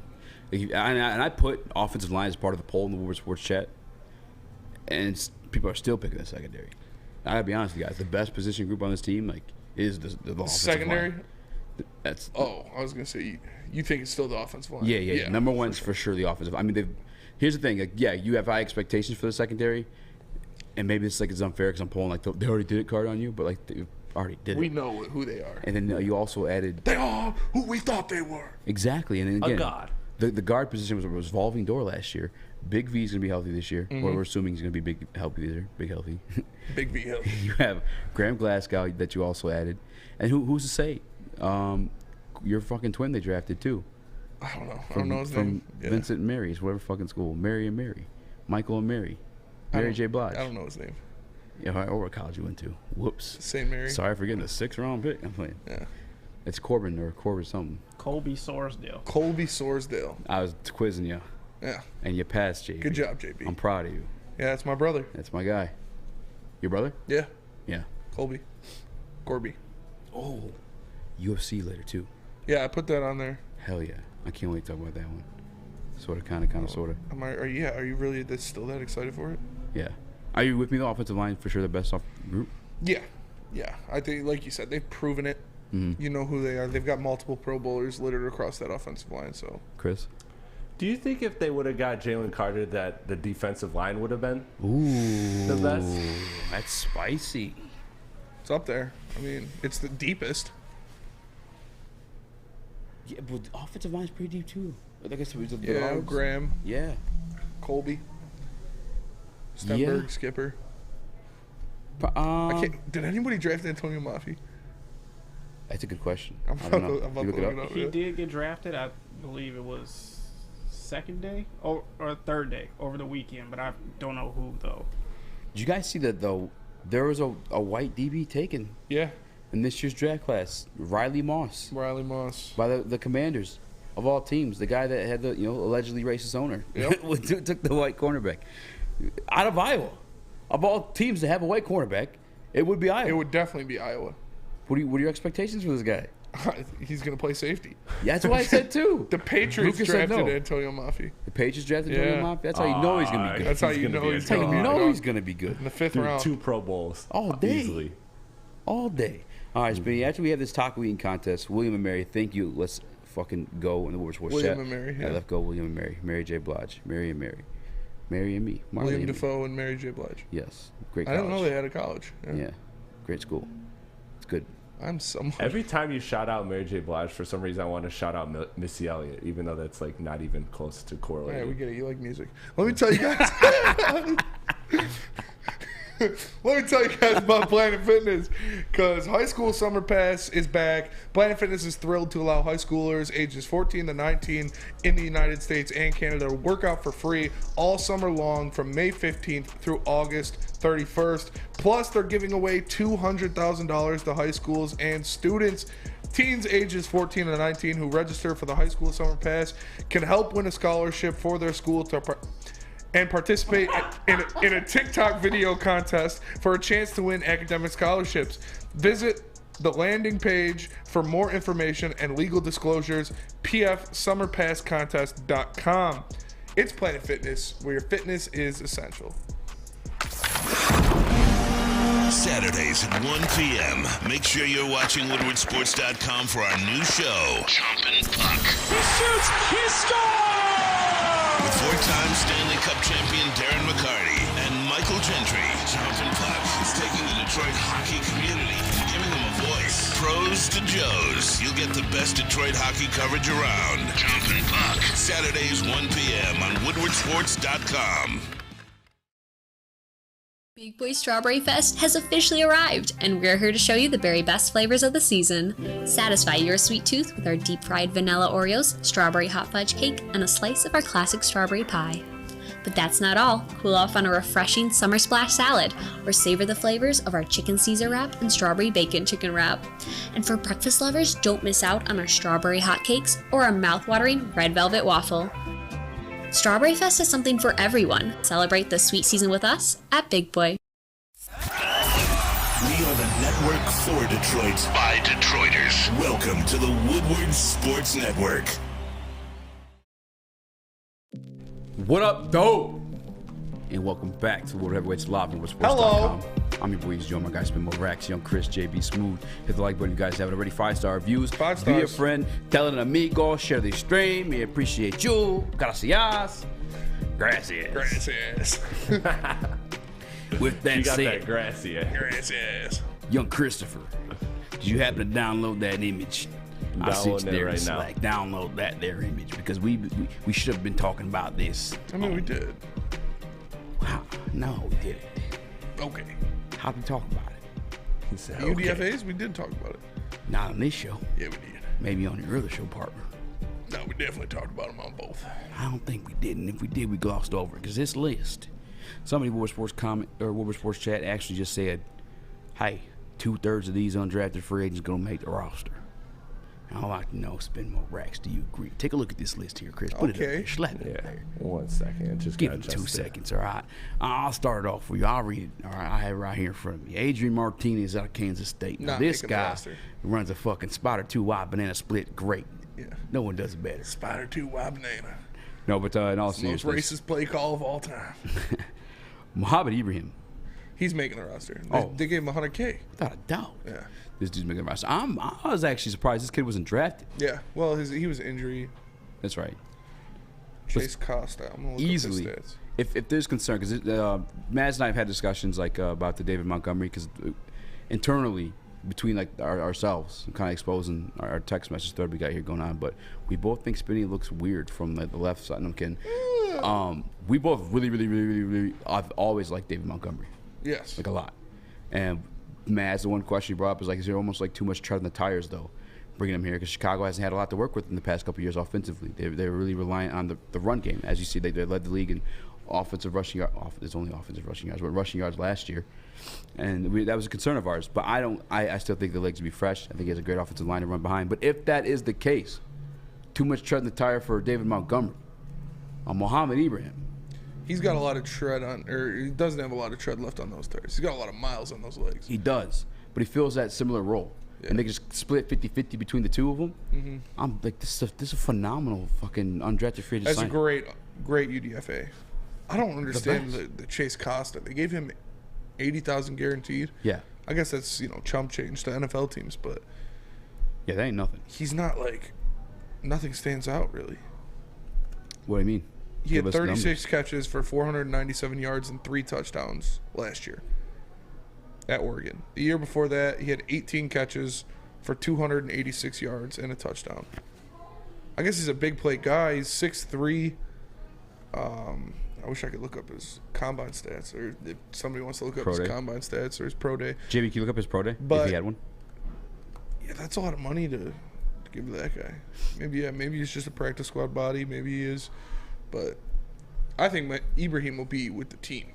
Yeah. You think he could beat out Craig Reynolds for running back 3? Shout out to senior Craig Reynolds. Craig Reynolds is the man, dude. He supports the heavyweights. Met him at training camp. Had a couple of conversations with him. And I just respect his family and Jim. You saw how close that Craig is with his brother who's locked up. Yeah, that's dope. And he uses that as motivation. I think that's super dope. But, yes. Really? Yeah, Mohamed Ibrahim is we're speaking highly of him for a reason. When healthy, when on the field, dude produces, and he was given one of the highest undrafted free agent contracts for a reason. Coda, not Costa. Yeah. Chase Coda. You had me thinking Costa too, but no, I think yeah. I mean, maybe at receiving out of the backfield, not as much. I think we've seen that from Craig Reynolds. Maybe a name like the other guy that you really liked. I think we both really liked him, but you liked him a lot. Justin Jackson? Yeah. Yeah. He's also really good at receiving out of the backfield, too. And he shined during the regular season, Justin Jackson looked good. I hope that's one they give him back. But Ibrahim, he is he's a bruiser. Yeah. So, I don't know. We'll see. He's definitely going to be a practice squad guy. I don't know if he'll be able to beat out Craig for that third spot, but we'll see. Here's an article from Yahoo on Chase Cota, though. Last year, Cota caught 36 passes, 497 yards receiving, which were the best marks of his career. In the fourth game last year against Washington State, Cota broke onto the scene as a high-caliber Ducks receiver. He caught 7 passes in that game for 84 yards, his best game. However, came against Oregon State, something not a lot of players from last year's team can say, grabbing 9 passes for 136 yards and a touchdown. I'm just trying to look to see where there's comps for this guy. There's not much on Chase Cota. Obviously the second highest contract out of the undrafted free agent class for the Detroit Lions. But I'm gonna be honest with you guys, that's some hype I'm not gonna buy into yet. And shout out to my man who commented, 2/3 of this undrafted free agent class makes the roster, but I'm not 100% sold on that. There is a guy though too, I will say, Brendan Joseph. I can see being a possible guy making the He ran roster a for us. 4.540 at his pro day. Chase Cota. Yeah, that's not great. But also, Amon didn't run the greatest 40 either. Yeah. Those are the names that I'm hyped about on this list. But I also could be like, I'm not as well versed on this undrafted free agent list as I've been in the past. I am doing a lot more these days than just fucking consuming football nonstop. You gonna say something, Chris? Yeah, I was trying to look at this list and like who could be, because obviously it doesn't happen every year, but who could be the James Houston, the guy that's on the practice squad that Nobody. that has a chance to be explosive, and you kind of wish you just kept him from the jump. And you really can't look at it that way, because all of these guys are on positions that the Lions are already very deep into. So like you think about last year with James Houston, the luxury that he had too was that the depth was very depleted at edge rusher for them at that point in the season. So he got his opportunity, and I don't see a world in which any of these rooms are thin. The quarterback room, obviously, the running back room, obviously, wide receiver, offensive line, we talked about that. Cornerback and safety, we talked about how deep those are as well. So there's not really a room for opportunity here to get excited about really anybody. That's fair too. I mean, even the guy that I said too, Brandon Joseph. Brandon Joseph and Muhammad Ibrahim are probably the two that you're like most expecting to do something. Yeah, but even to Chris's point too, like the pieces they have, like those are two rooms or position groups that are highly competitive. It's going to be hard to crack into. I mean, the safety rooms, you got Brian Branch, CJ GJ, Kirby Joseph, Tracy Walker. Ife Melifonwu, who's a third-round pick, like a high investment, Brad Holmes. One of the ones you probably say not one of his shining moments in draft history, but still one that I'm sure he's invested on. I'm sure he's willing to give a chance. Exactly. Over Ben Joseph, who could honestly probably make it to your practice squad and not be picked up by another team. But I'm trying to look up Brandon Joseph's RAS score. We have it here. I have it here, and it is loading, and that's not the greatest. Yeah. No, RAS score was actually pretty fucking bad. Only 30-inch vertical. No, this is nothing. 5'8" in the 40. No way. 5'8" in the 40. No way. I swear to Moses. Dude, not a fucking chance. I swear. I'll send it to Chris right now. It's probably a different Brandon Joseph. I swear I'm Muhammad Ibrahim. Ibrahim. Wow, that's probably a different Brandon Joseph. Yeah, it's different. This has him running a 4.7. A 4.7? Which isn't great either. Oh, 4.6. I'm sorry, 5'8" was the score. Okay, yeah. 4.6 in the 40. Okay. Whew. Yeah, there's no way. No agility testing. 6 foot, 202 pounds. But Notre Dame, I feel like, is one of those schools that kind of produces safeties. You just love Kyle Hamilton. And who's a white guy that's playing for the Vikings? He's actually really good. Harrison Smith. Harrison Smith. Yeah. Great in the dinosaur movies. Mm-hmm. Harrison Ford. Actually, he's not Harrison even. Ford's Indiana Jones, yeah. bro. And Han Same Solo. Shit. You want to hear something trippy? Play like in your head. Not the same shit. Everybody listening, because I'm not going to sing it, but in your head, play the Jurassic Park song. Yeah. All right. Now play the Indiana Jones song. Can you tell them apart? No, I can't think of Indiana. I can't think of either. What's the Indiana Jones song? I have no idea what the Indiana Jones song is.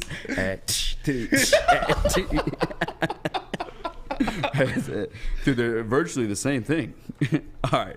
I just kept thinking Star Wars music. Yeah. That's what came to mind, too. I was like, no, wait, that's not right.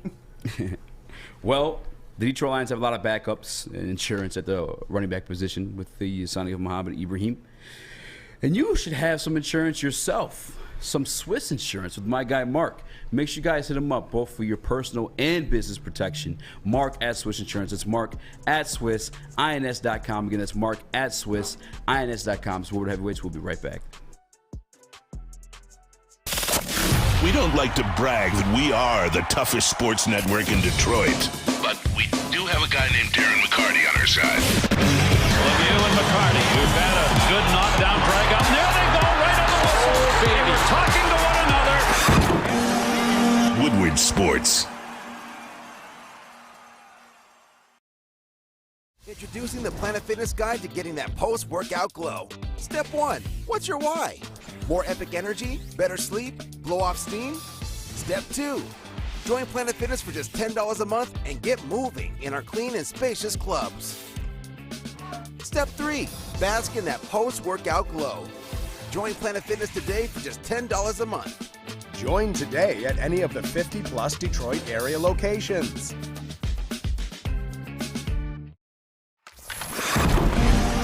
Saturdays at 1 p.m. Make sure you're watching WoodwardSports.com for our new show, Chompin' Puck. He shoots! He scores! With four-time Stanley Cup champion Darren McCarty and Michael Gentry, Chompin' Puck is taking the Detroit hockey community and giving them a voice. Pros to Joes. You'll get the best Detroit hockey coverage around. Chompin' Puck. Saturdays 1 p.m. on WoodwardSports.com.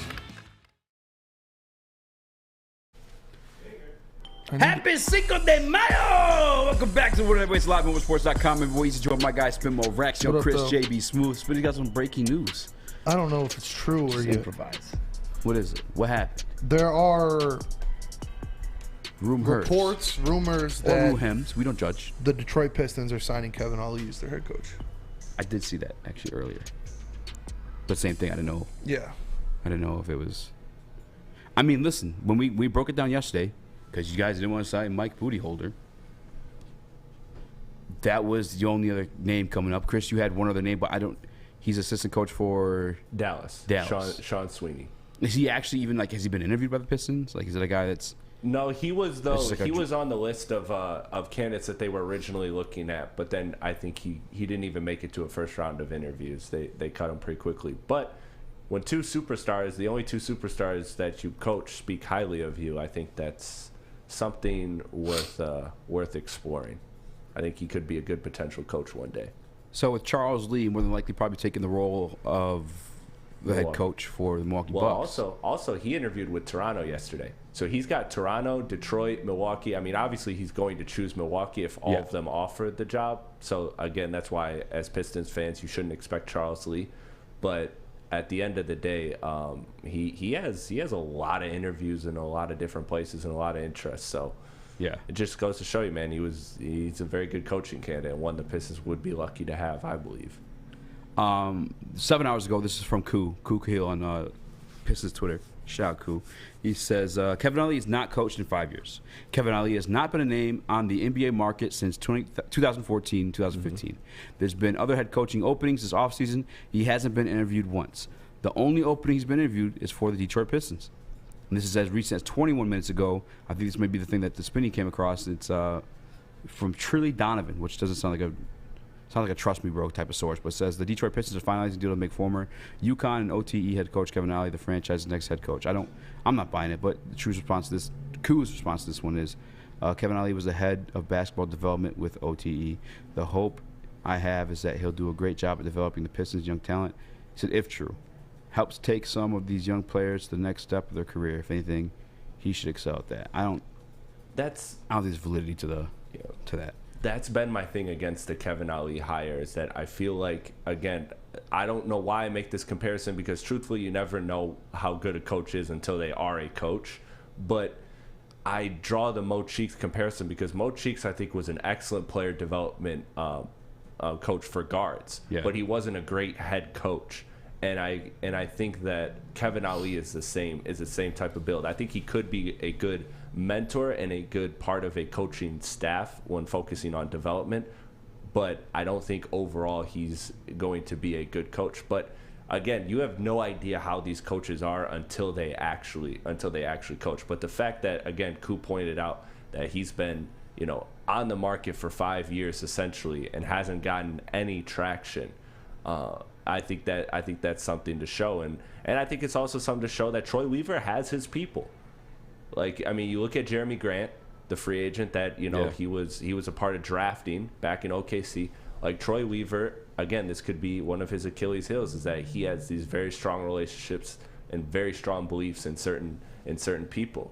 So it'll be interesting to see how it plays out if that is the coaching candidate. But again, you can't ever give a grade on a coach until they've coached, because you just don't know. Yeah, and it's not confirmed yet by any Woj reliable or Shams. source. It does certainly seem that that's the direction it's heading, though. Yeah, it does. And because I haven't heard a word about Chris Quinn even though I know he's technically a finalist as well. It Yeah. seems like it's all been Kevin Ali. If it is true that it is Kevin Ali, I'm not in love with it. I'll say that. Given the debate we had yesterday between Booty Holder, like, is that you'd rather have Kevin Ali than Booty Holder? Because that's what you were asking for. Well, Kevin Ali, we've seen it before, and he hasn't been not at the NBA level. Yeah, he hasn't been in the NBA. He hasn't even been around the NBA. He's been an assistant coach for an NBA team in the past 5 years. He's been with the Overtime Elite, which I guess if this is true and that this is happening, if this is the move, it would be, like Chris said, for development reasons. And you'd rather have him than... No. You'd rather have Booty Holder? Probably, yeah. Yes. See what I'm saying, dog? I mean, easy. You're picking, you're pinning Budenholzer against one guy. Like, Okay, who's the other guys? So I mean, who else got I'd second? much rather have Charles Lee than Budenholzer. We're not doing the conversation. But Charles again, Lee isn't same happening. thing. We all know he's going to pick the Milwaukee Bucks, right? It's like, who is the guy? Because the other name you gave us yesterday didn't even interview. Yeah. I'm selling Troy Chris Weaver, Quinn? interview him. Chris Quinn, didn't he? Chris Quinn, I do like because I like Spoelstra a lot, and Chris Quinn is a former NBA player, so he's one that I would strongly prefer over Kevin Ali. But I think that Heat culture, bringing that to Detroit, could be awesome. Because although Miami is Miami, it hasn't really been too much of a big time free agent destination since LeBron. So they've kind of built their system through player development. So I like Chris Quinn a lot as an option opposed to Kevin Ali. JB, can you send that picture in Slack that you just sent in the group chat? The Detroit Pistons have mostly been focused on younger NBA assistants in their hunt for the next head coach. Charles Lee, Kevin Ali, Jaron Collins. Oh yes, Jaron Collins is another name. Sell me on Jaron Collins. I don't know too much about Jaron Collins. That's the one coaching candidate I don't know. I know he's from the New Orleans Pelicans coaching staff. So he's been around a lot of young talent. But I look at that team, and outside of Brandon Ingram, I haven't seen a lot of player development. Now, unfortunately, a lot of that with Zion is due to injury. But I haven't seen a lot of player development out of that staff. So I don't necessarily know if I like that hire as well. What do you mean? The Herbert? Herb Jones is a player that I think just needed to go to the right team and have a defined role. I don't necessarily know if that's player development. I don't think I've seen him get better, especially from year 1 to year 2. I think I've seen him just find his role immediately in the NBA, which is a big deal, don't get me wrong, but I don't see much player development out of him. Amari Sankofa said it's not true. Yeah. And this was April 14th. That's not even... I don't... Is this a good sign? Is it a bad sign that we don't even have an idea of who's like the leading candidate? I think Kevin Ali is the leading candidate, but well, you know what maybe this too is. I think it was Charles Lee and then the Bucks. Mm-hmm. Yeah. I don't think the NBA. I'm not familiar with the NBA's like interviewing process, but NFL teams can interview current assistant coaches while during the playoff run. They did that with the Eagles. And NBA, does it work the same? Yeah. You just have to again ask for permission. Mm-hmm. Typically, though, out of respect, you wait until that team is done with their playoff run. Yeah. And most assistants will deny it if it's during the playoffs and say wait till after. So that's kind of like the unwritten rule. But yeah, as far as assistants go, you can interview any assistant you want, but that team has to give permission. But 9 times out of 10, they do. Chris, I just sent a video in Woodward Sport or in the Heavyweight Shake. Can you download that? Yep. I haven't even listened to it yet, but it's going to be entertaining. I already know. Who is it? It's Greg Hardy. Chris Quinn is currently assistant coach of the Miami Heat, as we said, where he's been since 2014. Yeah, so Chris Quinn is the guy that I would look at if it wasn't Charles Lee. But I don't think he's a finalist, actually. I take that back because when I look at the when I'm trying to remember the tweet from the other day, which I'll try to find, it named 3 names, and I thought Chris Quinn was the 3rd name, but I remembered Jaron Collins when you mentioned him. So I think those are the 3 finalists. Were Charles Lee, not Chris Quinn, Jaron Collins, and Kevin Ali. And you guys just too good for Mike Budenholzer. Budenholzer. And take him now. I'd rather have Bud over Kevin Ali. Would you have Bud over the other candidates as well? No, I'd take Charles Lee over Bud. Well, I mean, come on, we got to take Lee out. He's going to Bucks. Like who? You know what I'm saying? Who is it? It's Booty Holder. I mean, I mean, you never know with ownership. Like, ownership could do a complete 180 and want to just clean Nick staff and or get a veteran coach that you know has won a championship because it is a veteran team. So, I mean, it would be an obvious slam dunk to hire Charles Lee, but it's not written in stone. I could see a world in which they talk themselves into, like Spencer said, a Nick Nurse, veteran type head coach. Would you hire Booner? No, absolutely not. Why? What do you mean? He's got experience, and he's Booner. Yeah. Thursday. That's exactly why. Coach, why we gotta do this? I took coaching basketball. Because I'm Booner. I took coaching basketball in college. So did I. No way, dude. There's a postalvideos.com tweet, and they posted our videos. It's kind of cool. What? On Twitter, I just posted like Detroit Pistons coach, and like the top 2 searches are us, me, and you, and Jeff, and Adam. Shout out. Yeah, I'm not seeing anything outside of that about Kevin Ollie. Yeah, I mean, the only thing popping up is obviously, Rob Murphy getting fired yesterday, which I think the writing was on the wall for that one too. Well, Spencer sent me something. You want to save that for the final segment? Yeah, that's not about the Pistons. Yeah, I know. But so do you want to save that? Yeah, we can save that for the final segment. Yeah. So give me Budenholzer, dude. Give him to me. I'm cool with Ali too. Again, I'm not. I said this yesterday. I'm not. It's all about talent. They go out there to get Victor Wembanyama. I could give a fuck less who the coach was. Yeah. I really could. It may sound bad to some people, but like David Blatt coached in the NBA Finals. What the fuck's he doing now? Pretty sure I saw him fucking. He told me have a good day when I left Walmart. Like. It's funny that you said that. Play the video, Chris. All right. Really? We were saving this, but now we're gonna play. What's going on? These niggas done turned me into one of the motherfucking Walmart Spectrum greeters, nigga. Your boy, listen, I don't know if you're in Texas, you're in Garland, come see your boy. We in fucking Walmart, I say some Spectrum, because I'm quitting today, nigga. How the fuck you gonna turn G Hardy, the goddamn Kraken / Prince Award to the goddamn, what up, Joey? Into the goddamn, you can't say it to, shut up, Marco. How you gonna turn your boy into a goddamn Spectrum greeter, nigga? I'm here selling packages and shit. And these niggas is rude, too. I said, hey, to one of these motherfuckers. This nigga said, no, I'm straight. I don't want it. I was like, nigga, all I said was, hey, I ain't even offer you nothing.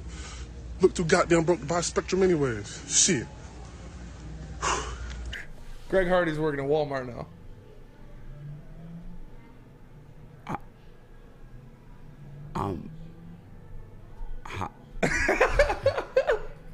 If that doesn't baffle you, this man made $18 million in the NFL.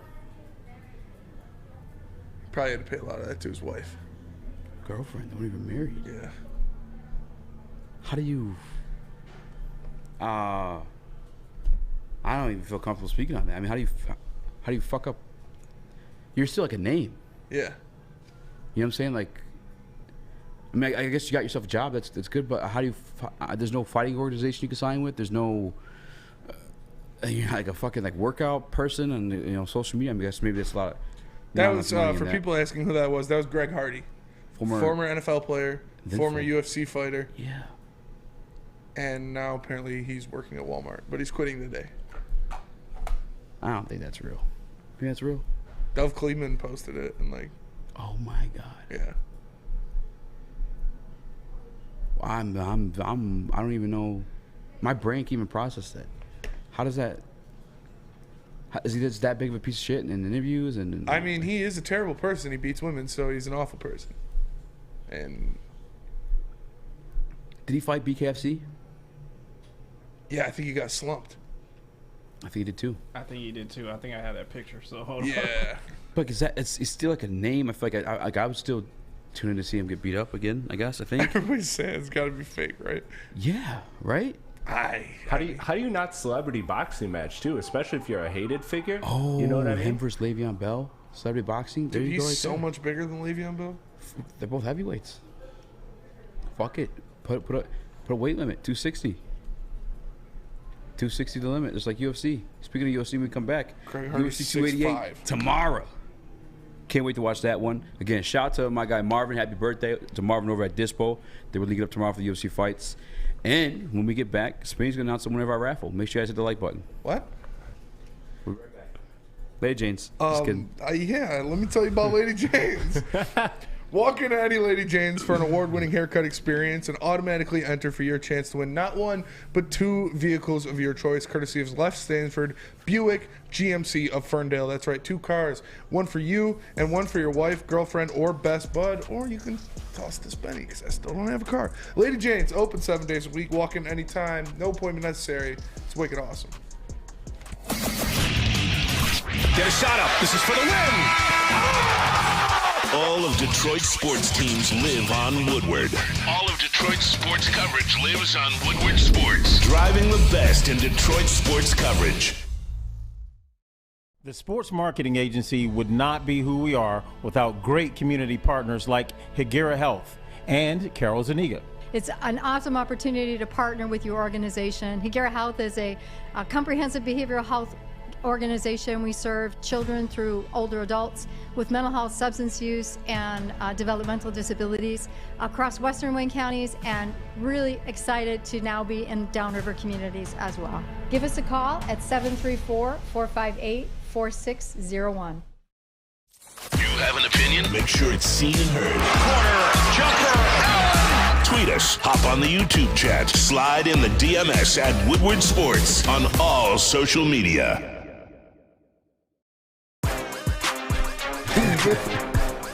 What the hell is that? That's you in fucking 2016. Tailgate.